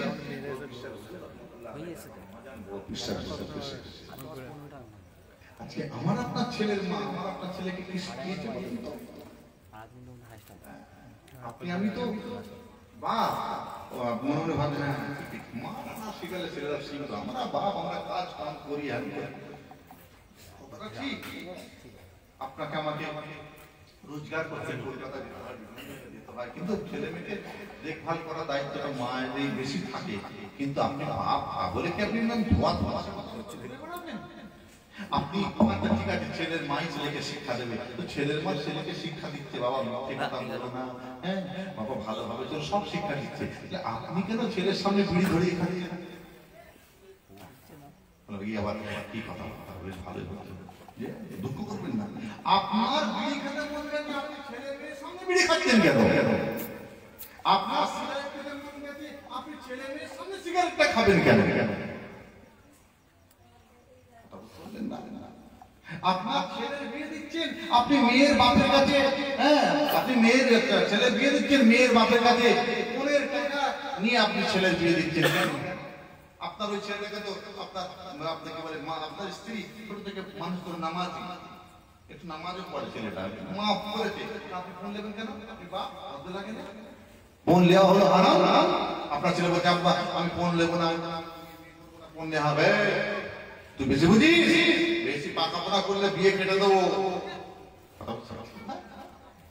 আবার যদি প্রেম করে বিয়ে করে তার কথাই নয়, ছেলের বাপ তখন হাই হয়ে গেলে মেয়ের বাপের উপর যা ফ্রিজ থেকে শুরু করে এসি থেকে শুরু করে অমুক থেকে যা দিতে হবে, প্রত্যেকটা জিনিসের কেন আমার ছেলে প্রেম করে আমার ইচ্ছা ছিল নি, হতে হবে এই সব না দিলে আমি আমার ছেলেকে বিয়ে দেবো।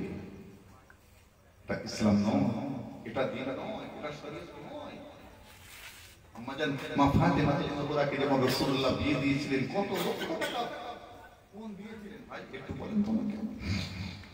আর আমাদের দিন বলতে পারবে না, হ্যাঁ 201 টাকা দিলে হবে না, দেখো না আপনারা নাই না দেখি না দেন মত দিবার বেলা সবথেকে কম, আর কোন ঝাড়া বেলা সবথেকে বেশি। ভাই দুনিয়াদারি বুঝে করতে লাগবে, 201 টাকা আর বলতে কাজ করা, হ্যাঁ এখন তো দাম সব বেড়ে গেছে, দেখ কাজ করো 1001 টাকা করো বাবু, ওর থেকে বেশি হবে না। আচ্ছা ঠিক আছে, কোন আপনার কি বলে দিন মোর 1001 টাকা হোক আমি মেনে নিলাম, তাহলে কোনটা কত হবে? 500 টাকা মনে বলে 50,000 টাকা কবরে যাও না, জুতো ভিজিয়ে রেখেছে কবরে, ऐसा মার মারবে না বাবার নাম পুলিশ করে দেবে। আল্লাহ মাফ করেন, আল্লাহ হেফাজত করেন। তাই বলি ভাই চরিত্রটা হলো সবথেকে বড়। আপনার কত টাকা আছে, পয়সা আছে, অর্থ আছে, এটা বড় জিনিস নয়, বড় জিনিস হলো আপনি মানুষের সাথে কেমন ভাবে কথা বলছেন। দেখবেন বড় বড় কোম্পানিতে যারা কল সেন্টারে কাজ করে, অনেকে তারা আপনাদের যারা করে অভিজ্ঞতা থাকবে, কল সেন্টারে কাজ করলে ধরে নেন এই এয়ারটেল কেউ পরিষেবার কাজ করে, এয়ারটেল কল সেন্টারে তাকে জিজ্ঞাসা করেন কতটা মিলিয়ে নেবেন, যে সেখানে যখন কল করা হয় করে না, কল করো কি বলে কোম্পানিতে কল করো, কল করে কথাবার্তা কি প্রবলেম হলো বললে তো সলভ হয়ে গেল। তারপরে অনেক সময় মেসেজ দেয় এয়ারটেল কোম্পানি যে আপনি আমার যে এক্সিকিউটিভের সাথে কথা বললেন, আপনি যে আমার কর্মীর সাথে কথা বললেন, সে কি আপনার সঙ্গে ভালোভাবে কথা বলেছে, তার টোনটা কি ভালো ছিল, তার বিহেভটা কি ভালো ছিল, তার কথা বলার ঢংটা কি ভালো ছিল, আপনাকে জিজ্ঞাসা করে মেসেজ পাঠায়। তখন বলে যে যদি মানে হ্যাঁ হয় তাহলে ইয়েস লেখো, না হলে না লেখো। তাহলে এটা চিন্তা করেন, দুনিয়ার একটা কোম্পানি সে তার ব্যবসাকে ঠিক রাখার জন্য তার এক্সিকিউটিভ, তার কর্মীরা, সাধারণ মানুষ যারা তার অপারেটর, যারা সেই জিনিসটাকে ব্যবহার করে, ইউজার, তাদের সঙ্গে ভালো ব্যবহার করতে, ভালো ফোনে কথা বলছে কিনা সেটা দেখার জন্য SMS এর ব্যবস্থা রেখেছে, যাতে করে তার কর্মীরা ঠিকঠাক ভাবে কাজ করতে পারে। আর আল্লাহ রাব্বুল আলামিনের নির্দেশ, রাসূলুল্লাহ সাল্লাল্লাহু আলাইহি ওয়াসাল্লামের আদর্শ হলো মানুষের সাথে মানুষ হিসাবে ভালো ব্যবহার করো। আজকে সেই জায়গায় আমরা পিছিয়ে যাচ্ছি। আমার আপনার কথা বলার ধরনটা পাল্টে যাচ্ছে, কথা বুঝতে পারছেন না? সুতরাং কাউকে কথা বলতে গেলে রাসূলের আদর্শ নমনীয় ভাবে কথা বলতে হবে, তাকে বুঝিয়ে কথা বলতে হবে, উত্তেজিত হলে হবে না, বুঝিয়ে রাসূলের আদর্শগত দিক মাথায় রেখে তার সঙ্গে কথা বলতে হবে, তবেই তো এটা ইসলামকে মানা হলো। শুধু নামাজ পড়ার নাম ইসলাম মানা নয়, মসজিদে গিয়ে আপনি নামাজ পড়ার নাম ইসলাম মানা নয়, রমজান মাসে রোজা রাখার নাম ইসলাম মানা নয়, হজ করে ঘাড়ে হাজি রুমাল দেওয়ার নাম ইসলাম মানা নয়। ইসলাম প্রত্যেকটা পদক্ষেপে উঠতে বসতে চলতে ফিরতে আমার রাসূল সাল্লাল্লাহু আলাইহি ওয়াসাল্লামের সেই আদর্শের মধ্য দিয়ে যদি আপনি চলতে পারেন, সেটাই হবে ইসলাম মানা। যেটা করেছিলেন আল্লাহ নবীর সাহাবারা, যেটা করেছিলেন বড় পীর সাহেব হুজুর রাহমাতুল্লাহ আলাইহি, যেটা করেছিলেন অন্যান্য ওলি আউলিয়া, আজকে সে আদর্শ আমরা পালন। তো যাই হোক, বড় পীর সাহেব হুজুর রাহমাতুল্লাহ আলাইহি আম্মাজান বলেন, বাবা মিথ্যা কথা বলবে না। এটা ভালো করে শিক্ষা দিয়ে তাকে একদিন এক জায়গায় পাঠাচ্ছেন, সাথে কি 80টা সোনার মুদ্রা, সোনা বোঝেন তো, সোনার মুদ্রা 80টা তার কাছে দিয়ে পাঠাচ্ছেন। রাস্তায় একটা ডাকাত দল দেখা গেল। ডাকাত দল বলছে, এই বাচ্চা ছেলে, কোথায় যাও? অমুক জায়গায়। তোমার নাম কি? আবুল কাদের। এই কি আছে? আমার কাছে 80টা সোনার মুদ্রা। ডাকাত তো চমকে ওঠে, গরিব বাবা, 80টা সোনার মুদ্রা মানে আমার বাজার ভালো। তুই মিথ্যে কথা বলছিস না? তোর কাছে যদি 80টা সোনার মুদ্রা থাকে, তুই কি আমাকে বলবি? বলবি না? আর তুই তো বাচ্চা ছেলে, তুই যদি বলিস না কিছু নেই, আমি তো সন্দেহ করবো না, তবে ছেড়ে দেবো। তুই 80 সোনার মুদ্রা বলছি কেন? সঙ্গে সঙ্গে বলছে, এই দেখ তো সত্যি কিনা। তো তার যারা সঙ্গ বন্ধ ছিল চেক করে দেখলেন যে বড় পীর সাহেব হুজুর রাহমাতুল্লাহ আলাইহির কাছে 80টা সত্যি 80টা সোনার মুদ্রা রয়েছে। এনে ডাকাত সরকারের কাছে হাজির করি।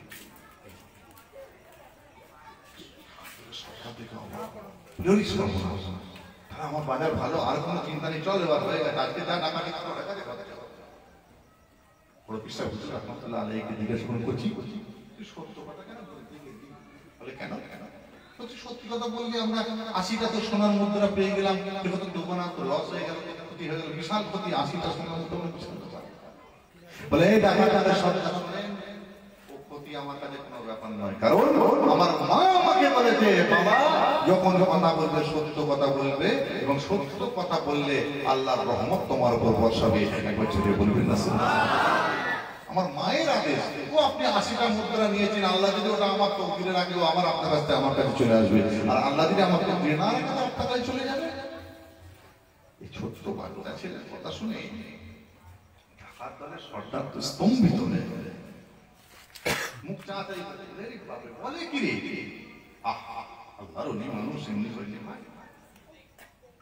দাদা হুজুর কেবলা রাহমাতুল্লাহ আলাইহি জামানার বোঝাতে তেমনি হয়নি।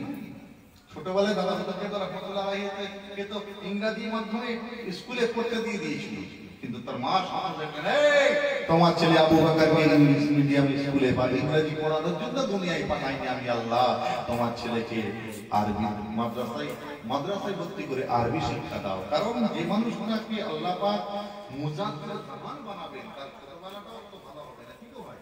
যে মানুষটাকে আল্লাহ পাক ওলির কুলের শিরোমণি বানাবেন, সেই মানুষটা ছোটবেলাটাও তো ভালো হবে।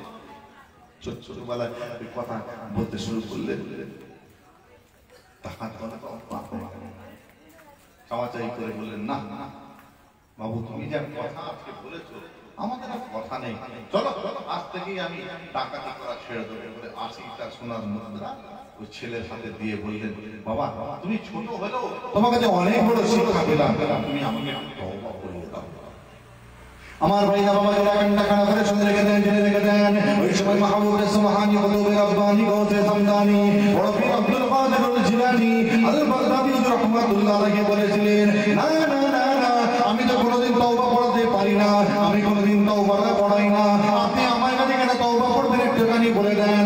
আপনি যান চলে যান, আপনি কোনো মওলানার কাছে গিয়ে তওবাটা পড়ে নেবেন, আপনি কোনো হাফেজ সাহেবের কাছে গিয়ে তওবাটা পড়ে নেবেন, আপনি কোনো পীর সাহেবের কাছে গিয়ে তওবাটা পড়ে নেবেন। আমি বাচ্চা ছেলে, আমি তওবা পড়াতে পারি না।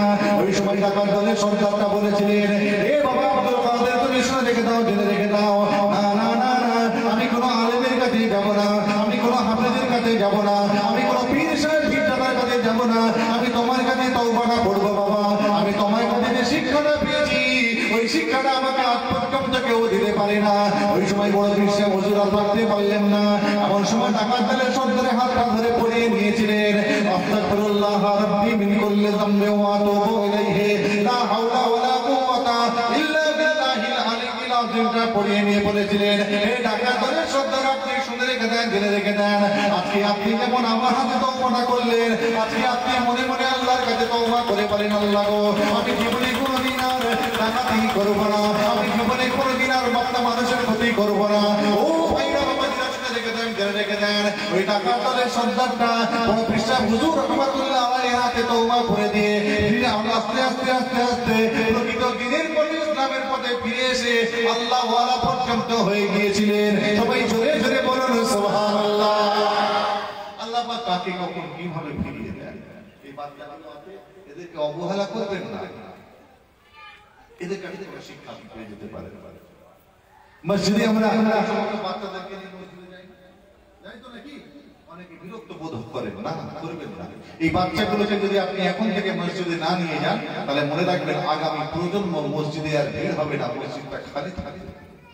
এটা এখন প্র্যাকটিস করুন। হ্যাঁ, চিল্লা বুঝিয়ে বলতে বাবা নামাজ পড়লে চিল্লা চিল্লা করতে না, একটু বুঝিয়ে বললে তারা দেখবেন শুনবে।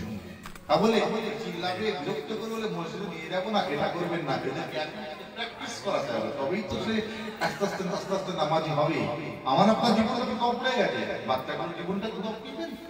আল্লাহ যেন আমাদের সকলকে হেফাজত করেন, বলুন না সকলে আল্লাহুম্মা আমিন।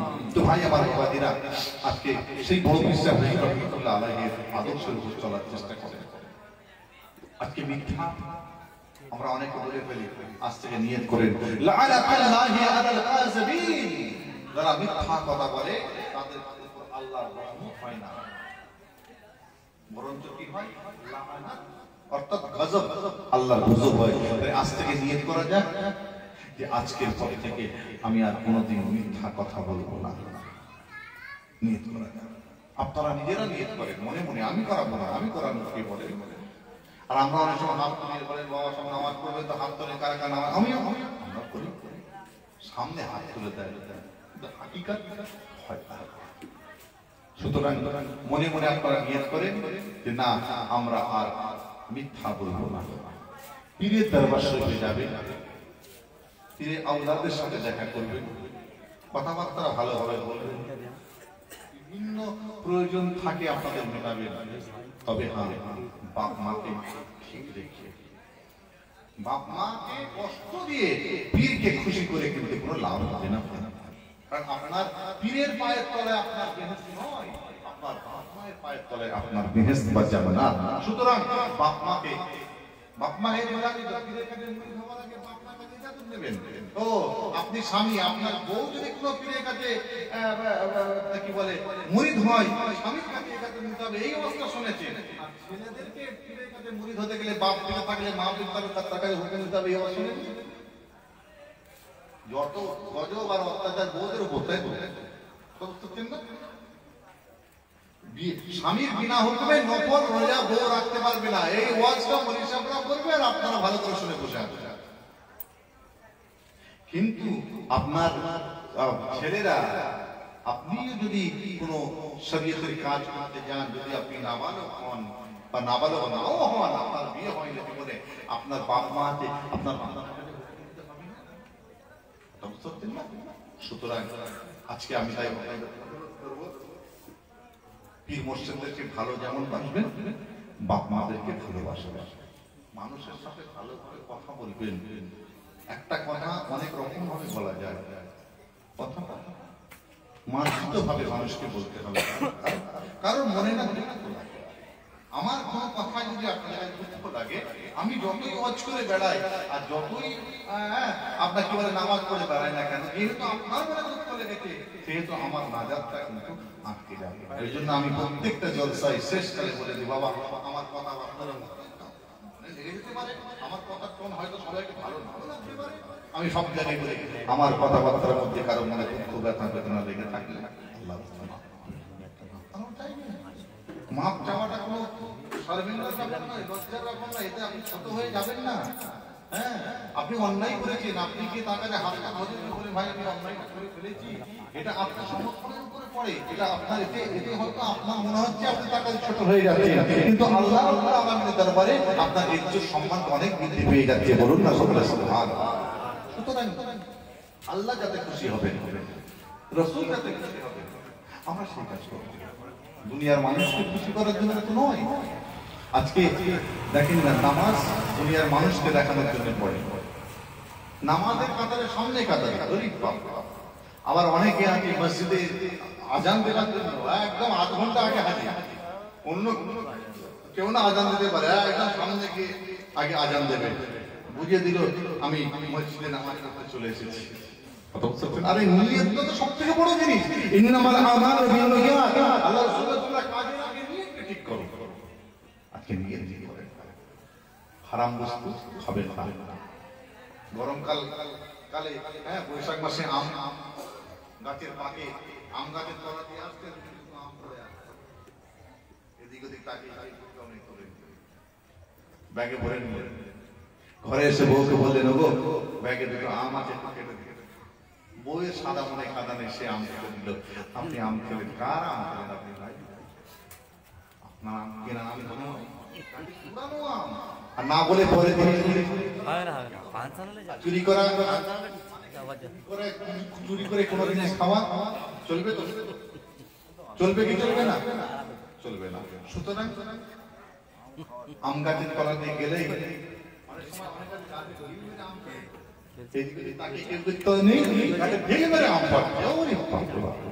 আবার দেখবেন আপনি আম পড়ে চলে গেল, আসরের সময় নামাজ পড়ার সময় নামাজের কাতারের সামনে কাতারে গেল, আল্লাহু আকবার। কত বড় হারাম করে বলেন তো? নামাজ কবুল হবে? পরের গাছের আম খেলি, আম চুরি করে আম না যায়, আর তুই আল্লাহু আকবার বলে নামাজ পড়ছিস। ফজর বেলায় নামাজ পড়তে উঠেছে, ফজর বেলায় ফজরের নামাজ পড়তে উঠেছে, নামাজ পড়তে উঠে মসজিদে পাশে পুকুর ঘাট আছে, পুকুর ঘাটে উযু করতে গেছে। নামাজ তোমরা তো আদালে রাবিল হাদাসে ওয়া ইস্তিবাহাতিস সালাতে তাকাররুবান ইলাল্লাহি তাআলা। এটা কিসের নিয়ে? উযু নিয়ে তো নাই কি হয়? উযু নিয়ে করে যখন এই পানিতে হাত দিয়েছে, আর দেখবেন যে পুকুরে মাছ থাকে ভোরের দিকে রাত্রি নামাজের মধ্যে সিঁড়ি ধারে ধারে ধারে হাত চলে আসে, কানায় কানায় কানায় কানায় চলে আসে। ওই জন্য হাত দিয়েছে, উযু নিয়ত করে দেখছে ইতনা বড় একটা কাতলা মাছ। লোক সামলাতে পারে, উযু বুঝি সব ঠিক আছে, ও গিয়ে মাছকে জেটকে ধরেছে, মাছকে জেটকে ধরে সোজা ঘরে মাকে বলছে, কচির মাথা ভয় লেগে গেছে, কি হলো রে বাবা, বড় পড়ে গেল। হ্যাঁ, বুড়ো তো কোনোদিন তুলে না, আমাকে আজকে তুললে কেন? উঠে গেলে গেলে এত বড় একটা কাতলা মাছ, এত ফজর পারা মাছগুলোই পেয়ে আল্লাহ আমার তো দিলে লিখেছে। আচ্ছা ভাই, এসব হারাম করে কোয়ালিটি আছে? মসজিদের পুকুরের বা গ্রামের কারোর পুকুরের মাছ তুই উযু করতে গেলে তুই তাহলে সরিয়ে দিবি হাত থেকে। তুই কি করলি? মাছকে জেপতে ধরে কেউ কোথাও নেই, ঘরে নিয়ে গিয়ে বলছিস আল্লাহ দিয়ে মাছ লিখে রেখে দিল। খবর বলছে আয় মাছ দিয়ে আর মাছের মাথা দিয়ে তোর মাথা খাওয়া, কথা করছেন না। তারপরে দেখেন মাছ মসজিদের বাড়িতে মাছ রেখে মসজিদে গিয়ে আল্লাহু আকবার। এদেরকে যদি আমাদেরকে নামাজি বলতে হয়, এদেরকে যদি আমাদেরকে বলতে হয় ভালো পাক্কা ইবাদত করনেওয়ালা মানুষ, কপাল ফাটা। অনেকে দেখবেন কপালে কারো দাগ হয়ে গেছে নামাজ পড়ে পড়ে। কিছু মানুষ আছে অরিজিনাল, তাহলে সত্যি দাগ আছে, আর কিছু মানুষ দেখবেন কবরে মাছ শেষদায় মাথা দিয়ে ঘষে ঘষে ঘষে ঘষে। তার মানে কি ওই দাগটা স্যাম্পেল, ওইটা দেখে এইদিকে বুঝতেছেন না? দেখবে তাহলে পাক্কা নামাজি, কিন্তু পাক্কা হারাম পাচ্ছে অনেক করে। হ্যাঁ, ওইটা দেখিয়ে দিয়ে মানুষকে ধোঁকা মারবে, এগুলো কিন্তু ইসলাম নয়। হুজুর আকরাম সাল্লাল্লাহু আলাইহি ওয়াসাল্লামের আদর্শের মধ্যে কিন্তু এগুলো পড়ে না। বড় পীর সাহেব হুজুর রাহমাতুল্লাহ আলাইহির আদর্শের মধ্যে এগুলো পড়ে না। খাজা সাহেব হুজুর রাহমাতুল্লাহ আলাইহির আদর্শের মধ্যে এগুলো পড়ে না। মুজাদ্দিদুল জামান আলা হযরত পীর দাদা হুজুর কিবলা রাহমাতুল্লাহ আলাইহির আদর্শের মধ্যেও কিন্তু এগুলো পড়ে না। সুতরাং এই ধরনের আদর্শ আমাদের ত্যাগ করতে হবে। আমরা নামাজ পড়ব আল্লাহ আল্লাহকে খুশি করব, দুনিয়ার মানুষকে নয়, আর কাউকে দেখানোর জন্য নয়। ইমামে আযম আবু হানিফা রাহমাতুল্লাহ আলাইহি তিনি চার ইমামের এক ইমাম ছিলেন। ইমাম শাফি রাহমাতুল্লাহ আলাইহি তিনিও চার ইমামের এক ইমাম ছিলেন। ইমাম মালিক রাহমাতুল্লাহ আলাইহি তিনিও চার ইমামের এক ইমাম ছিলেন। ইমাম আহমদ বিন হাম্বল রাহমাতুল্লাহ আলাইহি তিনিও চার ইমামের এক ইমাম ছিলেন। এই সমস্ত মানুষদের জীবনে ইমাম মালিক রাহমাতুল্লাহ আলাইহি কালকের খাওয়া কথা মনে যায় তো মোহাম্মদ কাকে বলে কালকের খাওয়া আজকে খাইলেন দেখেন আপনি যে কোনো জিনিস যে কোনো কাজ করতে গেলে তার প্রতি একটা আগ্রহ দরকার। এই যে আমি প্রথমে গোলাপ খুবই ভালো লাগে কিন্তু আপনি দিয়ে তার যত্ন নিচ্ছেন না তাহলে আপনার হৃদয়ে গোলাপ ফুলের ভালো থাকবে সেই আমার মনে পড়ে গেল কথা বলতে বলতে যেহেতু আপনারা আমার দাদা পীরের সিলসিলার মানুষ তো তাই জন্য রাসূলের মুহাব্বতটা কেমন হওয়া উচিত। ইমাম মালিক রাহমাতুল্লাহ আলাইহি তিনি মদিনা শরীফের জমিনে কোনোদিন জুতো পায়ে দিতেন না এবং ইমাম মালিক রাহমাতুল্লাহ আলাইহি মদিনা শরীফের জমিনে কোনোদিন উটের উপরও তিনি সওয়ার হয়ে একটা জায়গা থেকে আরেকটা জায়গায় যেতেন না। এটা ইমাম মালিক হুজুর রাহমাতুল্লাহ আলাইহি করতেন না। একদিন মদিনা শরীফের বাসিন্দা ইমাম মালিক হুজুরকে জিজ্ঞাসা করতেন, হুজুর একটা কথা বলতেন। আমার ভাইরা বাবাজিরা কান্না কান্না করে শুনে রেখে দেন, জেনে রেখে দেন। ওই সময় মদিনা শরীফের বাসিন্দাগুলো থাকতে পারলেন না।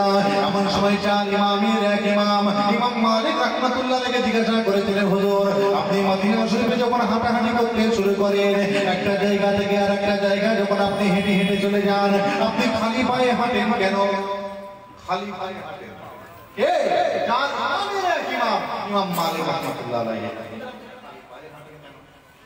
মদিনা শরীফ বলে কথা, মরুভূমির দেশ বলে কথা, সেখানে পানিটা গরম না ঠান্ডা? তো বলেন গরম না ঠান্ডা? জমান করতে পারতেন না? এই জমানটা খোলো,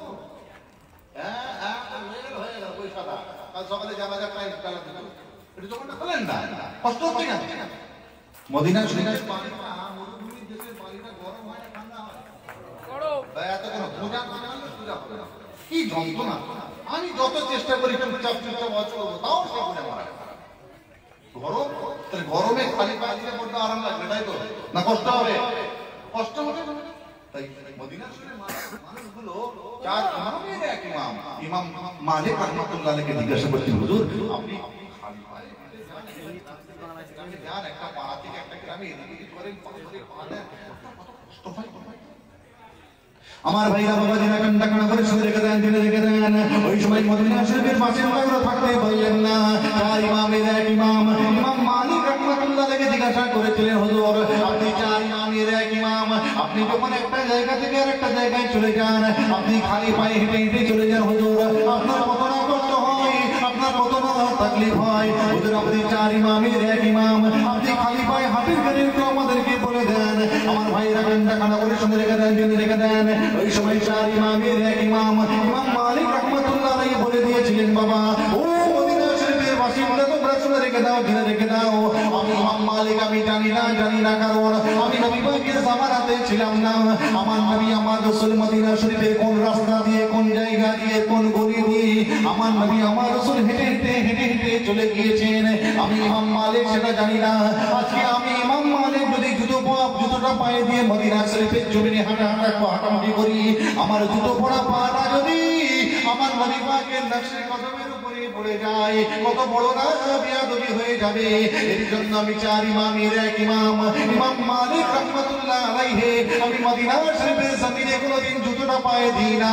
এবার কি জোরে বলবেন না সুবহানাল্লাহ? আমার ভাইরা বাবাজিরা শুনে রেখে দেন, জেনে রেখে দেন।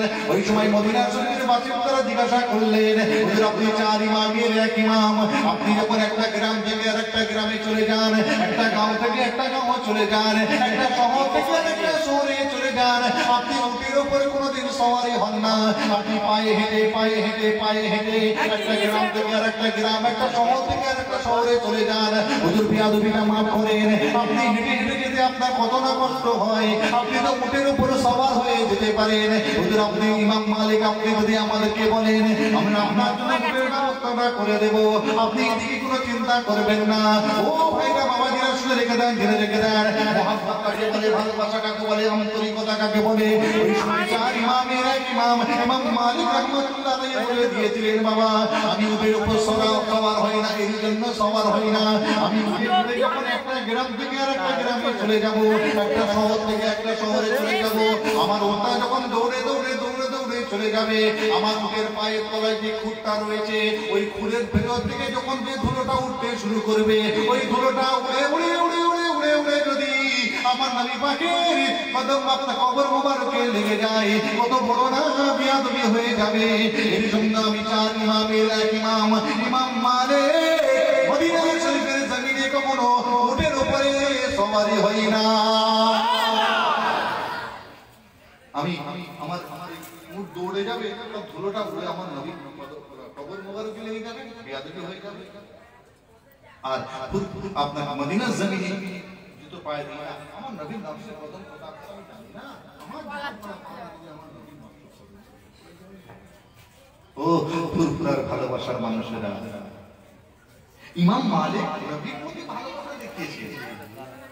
আমরা ফুরফুরার ভালোবাসার মানুষ হিসেবে দাবি করি, একটি বারের জন্য কি ফুরফুরা শরীফে খালি পায়ে ভ্রমণ করেছেন? একটি বার আমার আপনার মনে হয়েছে যে আমার মুজাদ্দিদে জামান দাদা হুজুর পীর কিবলা পাক হুজুর কিবলারা ফুরফুরা জমিনে হেঁটেছেন, আমি জুতো পায়ে দিয়ে ঘুরবো না? আমার জুতো পড়া পাটা যদি আমার পীরের নকশে কদমের উপর লেগে যায় বিয়াদবি হয়ে যাবে। শুধু আমরা কি জানি ফুরফুরা শরীফ জিন্দাবাদ নারে তাকবীর আল্লাহু আকবার, ও সব মহব্বত কমপ্লিট না ভাই, এটা করে দিলেন যে দাদা হুজুর পীর কিবলা রাহমাতুল্লাহ আলাইহির বিশিষ্ট খলিফা। এই বাঁধ কেনেন তো আপনাদের মশার দেখতে গেলে বাঁধ কোথায় পড়ে? ওই বাঁধ করে এক আল্লাহর সদস্য হয়েছে নূর আলী সাহেব রাহমাতুল্লাহ আলাইহি মাদাসী দাদা হুজুরের খলিফা, মস্ত বড় খলিফা। ওই নূর আলী সাহেব হুজুর রাহমাতুল্লাহ আলাইহি ফুরফুরা শরীফের জমিনে যেতেন, এরিয়ার মধ্যে ঢুকলে জুতোটা খুলে ব্যাগের মধ্যে ঢুকতেন। তাকে জিজ্ঞাসা করা হলো, ভাই আপনি জুতো খুলে বাবা আমার পীর কোথায় কোথায় কখন চলে আমি তো জানি না, সবসময় তো পীরের কাছে থাকি না, জানি না। যদি আমার পাটা আমার পীরের নকশে কদমের উপরে পড়ে যায় বিয়াদবি হয়ে যাবে, তাই আমি নূর আলী ফুরফুরার এরিয়ার মধ্যে ঢোকার সাথে সাথে আমার জুতোটা খুলে ব্যাগের মধ্যে ভরে নিই। ওই নূর আলী সাহেব হুজুর রাহমাতুল্লাহ আলাইহি দাদা হুজুর কিবলাকে হাওয়া করতে এশার নামাজ পড়ে দাদা হুজুর কিবলা কথা বলতে বলতে শরীরটা টায়ার্ড ঘুমিয়ে পড়েছে। আর নূর আলী সাহেব হাওয়া করতে তখন ইলেকট্রিক ছিল না, কারেন্ট ছিল না, হাওয়া করতে মশার কামড় যেন আমার পীরকে না লাগে, হুজুরকে না লাগে। হাওয়া করতে করতে করতে করতে আসসালাতু খায়রুম মিনান নাওম, আসসালাতু খায়রুম মিনান নাওম। আযান হয়ে গেল ফজরে। আমার দাদা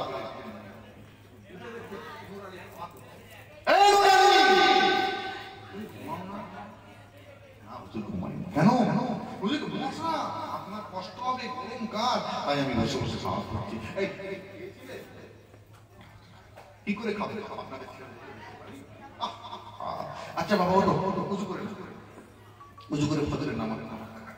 আমার ভাই বাবা যেটা ঘন্টা কাটা করে শুনে রেখে দেন, জেনে রেখে দেন। ওই সময় মুজাদ্দিদে জামান দাদা হুজুরকে থাকতে বললেন না। এমন সময় নূর আলী সাহেব হুজুর রাহমাতুল্লাহ আলাইহি বলেছিলেন, বাবা যাও যাও যাও যাও চলে যাও, হুজুরের একটুখানি করে নাও, আমরা একসঙ্গে জামাতের সঙ্গে ফজরের নামাজটা আদায় করে নেব। ওই সময় মুজাদ্দিদে জামান দাদা হুজুর কিবলা এবং নূর আলী সাহেব হুজুর রাহমাতুল্লাহ আলাইহি একসঙ্গে জামাতের সঙ্গে ফজরের নামাজটা আদায় করে নেবার পরেতে বললেন দাদা হুজুর কিবলা, ও বাবা নূর আলী তুমি যাও যাও যাও যাও যাও চলে যাও, তুমি এই রুমের মধ্যে চলে যাও, কামরার মধ্যে চলে যাও। ওই কামরার মধ্যে তোমার জন্য আমি ভাতের ব্যবস্থা করে রেখেছি বাবা, তুমি ভাতটা খেয়ে নাও, সারাটা রাত তোমার খাওয়া দাওয়া হয় না। দোকান হিসাব বুঝরা করতে পারলেন না। এমন সময় ঘরের মধ্যে চলে গেলেন, একটু গরম ভাত আর মাছ ভাজা, আপনি সারাটা রাত খাওয়া না থাকার কারণে খিদাটা লেগে গিয়েছে, আপনার জান ভরে প্রাণ ভরে অন্তর করে খাওয়া দাওয়া করে নেওয়ার পরে এমন সময় দাদা হুজুর কিবলাকে বলেছিলেন, হুজুর আপনি বিয়াদবিটা মাফ করেন, ক্ষমা করেন, আমি বহুবার আপনার বাড়ি খাওয়া দাওয়া করেছি, কিন্তু এত মজাদার খাদ্য আমি কিন্তু কোনোদিনই খাই না। হুজুর কি ব্যাপারে একটুখানি বলে দেন। ওই সময় মুজাদ্দিদুল জামান দাদা হুজুর কিবলা বলেছিলেন, বাবা ও বাবা নূর আলী তুমি শুনে রেখে দাও, জেনে রেখে দাও, আমি তোমার পীর মুর্শিদ, তুমি যখন আমাকে খুশি করে নিয়েছো, আমার আল্লাহ তাআলা তোমার উপরে খুশি হয়ে গিয়ে তোমার খাওয়া দাওয়া হয় না বলে আমার আল্লাহ তাআলা জান্নাত থেকে খাবারটা পাঠিয়ে দিয়েছে। তুমি আমাকে খুশি করে, তাই আল্লাহ তোমার উপর খুশি হয়ে আল্লাহ পাক তোমার খাওয়া না হওয়ার জন্য জান্নাত থেকে খাবারটা পাঠিয়েছে। নূর আলী সাহেব রাহমাতুল্লাহ অবাক হয়ে গেলেন, আল্লাহ শুকর আদায় করলেন, আল্লাহ তোমার দরবারে লাখ লাখ শুকরিয়া যে তুমি আমার এই ওসিলায় তুমি আমার খুশি করেছো। তাই আমাদের খুশি করার উদ্দেশ্য থাকবে কার?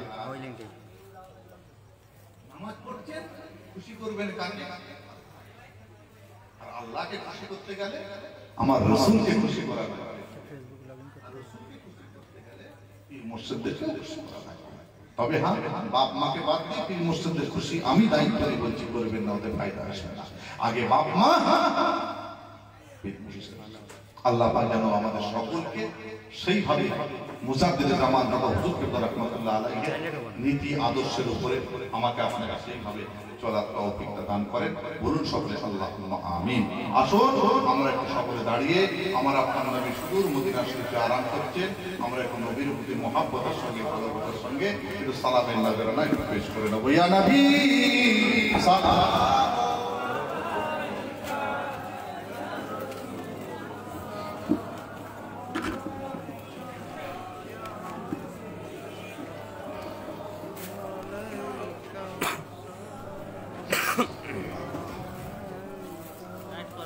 সকলে দুটো তুলে দাঁড়াবে। মা বোনেরা যারা মাইকের আওয়াজ পাচ্ছে সকলে দাঁড়িয়ে যাবেন সালামে কিয়ামে। মা বোনেরা মনে মনে সালাম পড়বেন, আওয়াজ করবেন। তালাআল বদরু আলাইনা মিন সানিয়াতিল ওয়াদাই ওয়াজবা শুকরু আলাইনা মাদা লিল্লাহি দাঈ ইয়া রব্বে সালাম আলাইকা ইয়া রাসূল সালাম আলাইকা ইয়া হাবিব সালাম আলাইকা সালাওয়াতুল্লাহ আলাইকা তুমকো রব্বা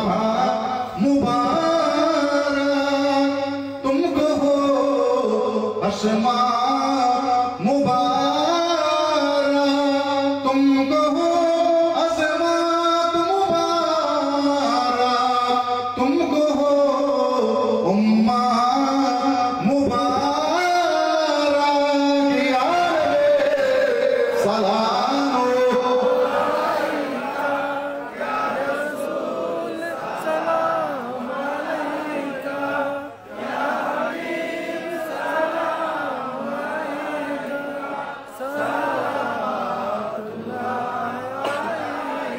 या नबी मदीना হইতে সব কিছু পারে দেখিতে মোদের লাশ কবরে রাখিলে লইবে আপন কোলে ইয়া রব্বে সালাম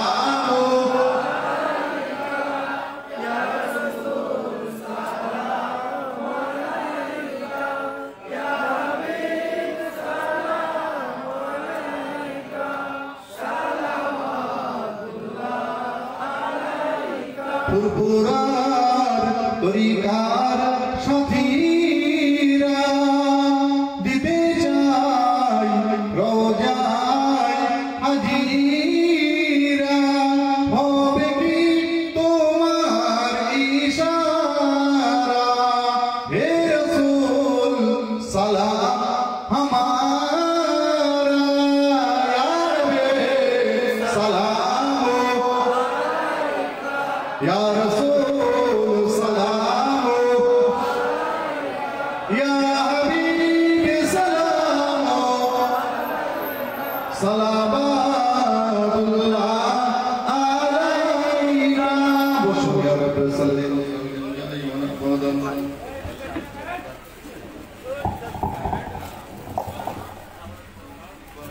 वसल्लम बलग al-ula bikamaलिhi حسنة جميع خصاله صلوا عليه وعليه قل بلغ العلا بكماله كشف الدجى بجماله حسنة جميع خصاله صلوا عليه وآله بلغ العلا بكماله كشف الدجى بجماله الصالحين صلوا عليه وآله সংক্ষেপ করলাম بعد خدا بزرگ کوئی ইসলাম একটা দাওয়াত দিই আগামী পরশুদিন অর্থাৎ শুক্রবার বাদ মাগরিব থেকে 11:30 পর্যন্ত সীতাপুর দরবার শরীফে আপনাদের পীর মুর্শিদ আমার মুর্শিদ এবং আমার আব্বাজান হযরত পীর আল্লামা আবুল কালাম সিদ্দিকী রাহমাতুল্লাহ আলাইহির ইসালে সাওয়ার মাহফিল শুক্রবারে ইনশাআল্লাহ সীতাপুর দরবার শরীফে অনুষ্ঠিত হবে। সময় হলো বাদ মাগরিব থেকে রাত্রি 11:30 পর্যন্ত। তারিখটা বাংলা দোসরা অঘ্রান, এটা হলো নির্ধারিত তারিখ, মুকাররর তারিখ দোসরা অঘ্রান, সেই মোতাবেক ইংরেজি 19 নভেম্বর শুক্রবার। আপনাদের সকলকে আমি দাওয়াত দিচ্ছি, সকলে যাওয়ার চেষ্টা করবেন। আর একটা কিতাব আমার কাছে আছে কুরআন শরীফের দাওয়াত, এই কিতাবের মধ্যে দুটো কিতাব আছে, একটা হলো দাদা হুজুর কেবলা রাহমাতুল্লাহ আলাইহির ওসিয়তনামা। দাদা হুজুর কেবলা যে 57টা ওসিয়ত আমাদের কাছে রেখে গেছেন, সেই 57টা ওসিয়ত আছে। এবং আমার দাদাজান শেখ হুজুর কেবলা একটা কিতাব লিখেছিলেন ওজিফা মুরাকাবা, যারা জিকির আজকার করেন তাদের জন্য এই বইটা খুব অত্যন্ত প্রয়োজনীয় বই, জিকির আজকারের বই এর মধ্যে আছে। এই দুটো বই মিলিয়ে আমরা একত্রিত করে ফুরফুরা শরীফের দাওয়াত নামে বইটা বার করেছি। এবং এর ভিতরে আরেকটা আমার দাদা হুজুর কেবলা রাহমাতুল্লাহ আলাইহির নিজের হাতে সইটা দাদা হুজুর বইয়ে করেছেন তা নয়, আমি এটা অন্য জায়গায় পেয়েছি। আমি এই বইয়ে দাদা হুজুর কেবলার সইটা একটু মোতাবাররাক হিসাবে আমি রেখেছি, যাতে আপনাদের বাড়িতেও এই সইটা দাদা হুজুরের হাতের সই থাকে, সেই জন্য আমি এটা রেখেছি। এই বইটার দাম মাত্র 20 টাকা।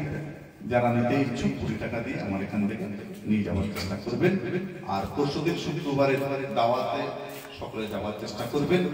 আর সকলে বিসমিল্লাহর সঙ্গে এখন 3 বার সূরা ফাতিহা শরীফ পড়েন, 10 বার সূরা ইখলাস শরীফ, একবার বিসমিল্লাহ পড়ে 11 বার দরুদ শরীফ পড়েন, সদস্যানি মোনাজাত করেন।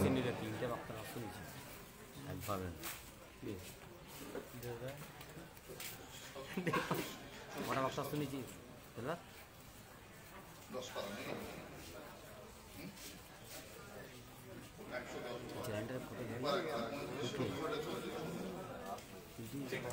সকলে পড়তে থাকেন সূরা ফাতিহা শরীফ, দরুদ শরীফ।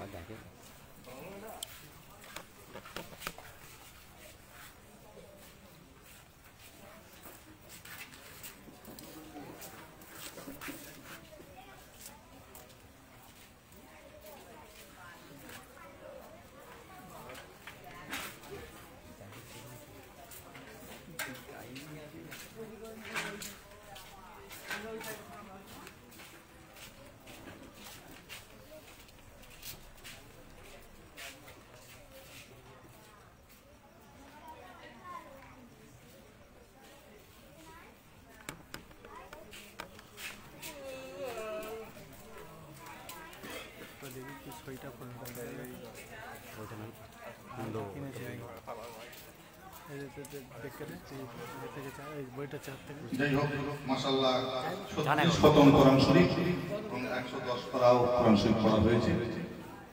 আর দোয়া দরুদ আরো ভাইরা মা বোনেরা যদি কেউ কিছু করে থাকেন সকলে করবেন। গুনাহগার যা কিছু কথাবার্তা আলাপ আলোচনা করলাম বলার মধ্যে কওয়ার মধ্যে যদি কারো মনে দুঃখ ব্যথা বেদনা লাগে আল্লাহ রাস্তা সকলে মাফ করবেন, আমার জন্য দোয়া করবেন। আমি আপনাদের সকলের নিয়ে দোয়া করি, আল্লাহুম্মা আমিন। হে আল্লাহ পাক রব্বুল আলামিন, মেহেরবান আল্লাহ তাআলা দরবার শরীফে দুইখানা হাত তুলে চাইতাম। সন্ধ্যা থেকে আওয়াজ নসিহত কিয়াম শাম বিলাস নাস দোয়া গজল কিরাম যে যা কিছু বলেছে এবং 36 খতম কোরআন শরীফ পড়া হয়েছে আল্লাহ, আর প্রচুর 110 পাক পড়াশোনা করা হয়েছে আল্লাহ। আল্লাহ এবং গরিবের গরিবানা কিছু তাবারুকের ব্যবস্থা করেছে আল্লাহ। এই সব কিছুর মধ্যে যদি কিছু ভুলভ্রান্তি হয়ে যায় আল্লাহ আপনি মেহেরবানি করে আমাদের সকলকে মাফ করুন। আল্লাহ পাকের সওয়াব দান করেন, খাস করে আমাদের সকলের নবী আকা ইনামদার হাবিবে কবিবে লবিবে জনাবে আহমদে মুজতবা মুহাম্মদ মুস্তাফা সুদূর মদিনা শরীফের সবুজ গম্বুজের নিচে আরাম করছেন আল্লাহ। আমার নবী পাকের রূহ মুবারকে সওয়াবটুকু পৌঁছে দিন।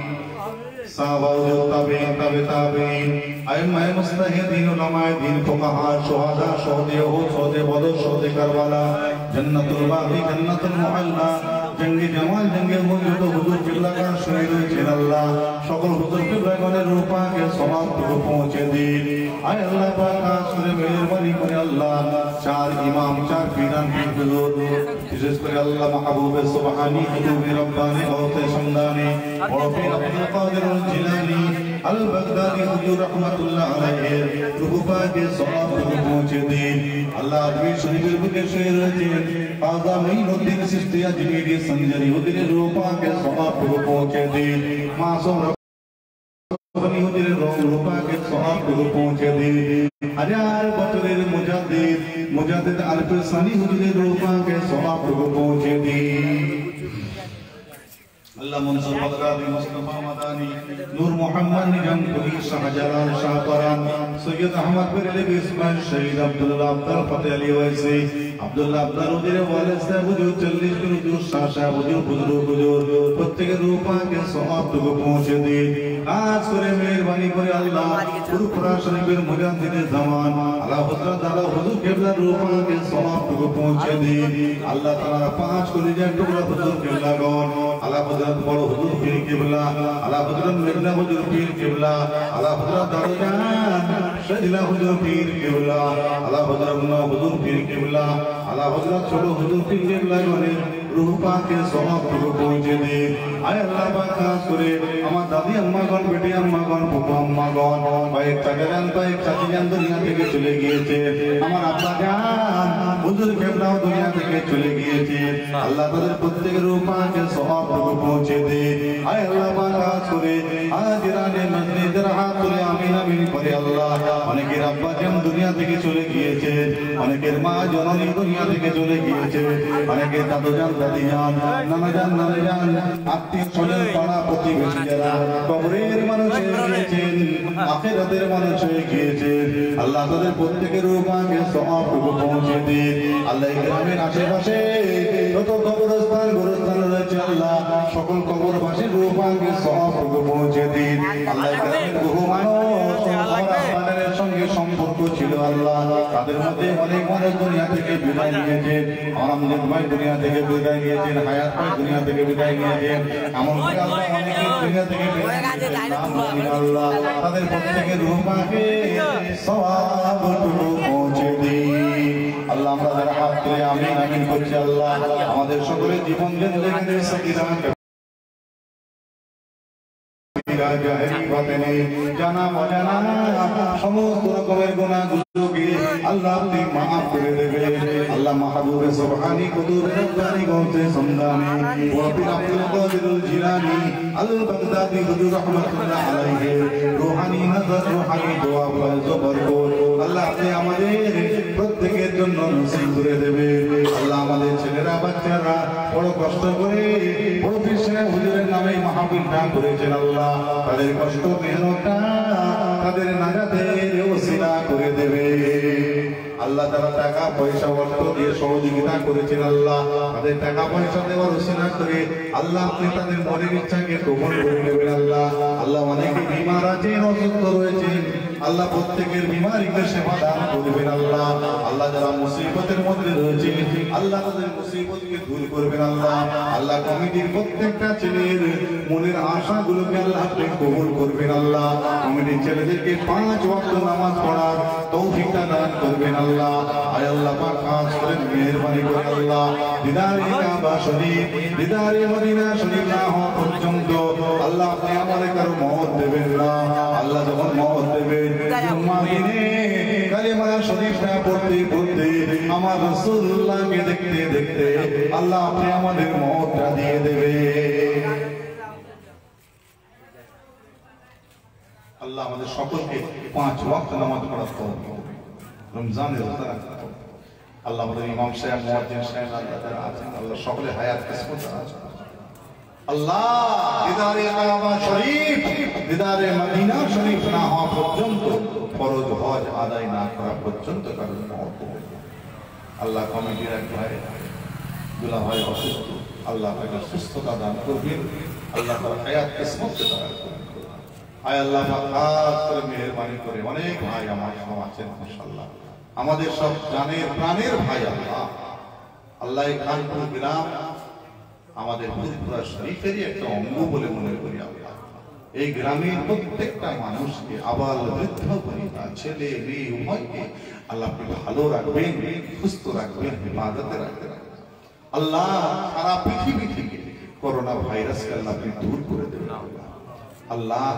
করোনা থেকে আমাদের সকলকে সুস্থ স্বাভাবিক জীবনযাপন করাতে হবে আল্লাহ। স্কুল কলেজ আস্তে আস্তে খুলছে, ছেলে মেয়েদের সকলে পড়াশোনায় তারা এনায়েত করবেন আল্লাহ। মাধ্যমিক উচ্চ মাধ্যমিক মাদ্রাসা বোর্ডে সব পরীক্ষা হবে, সকলকে উচ্চ নম্বরে পাশ করাতে হবে আল্লাহ। এই মাদ্রাসাকে আগামীতে আরো সুন্দর করে আরো বড় করে সাজিয়ে গুছিয়ে করার তৌফিক দান করুন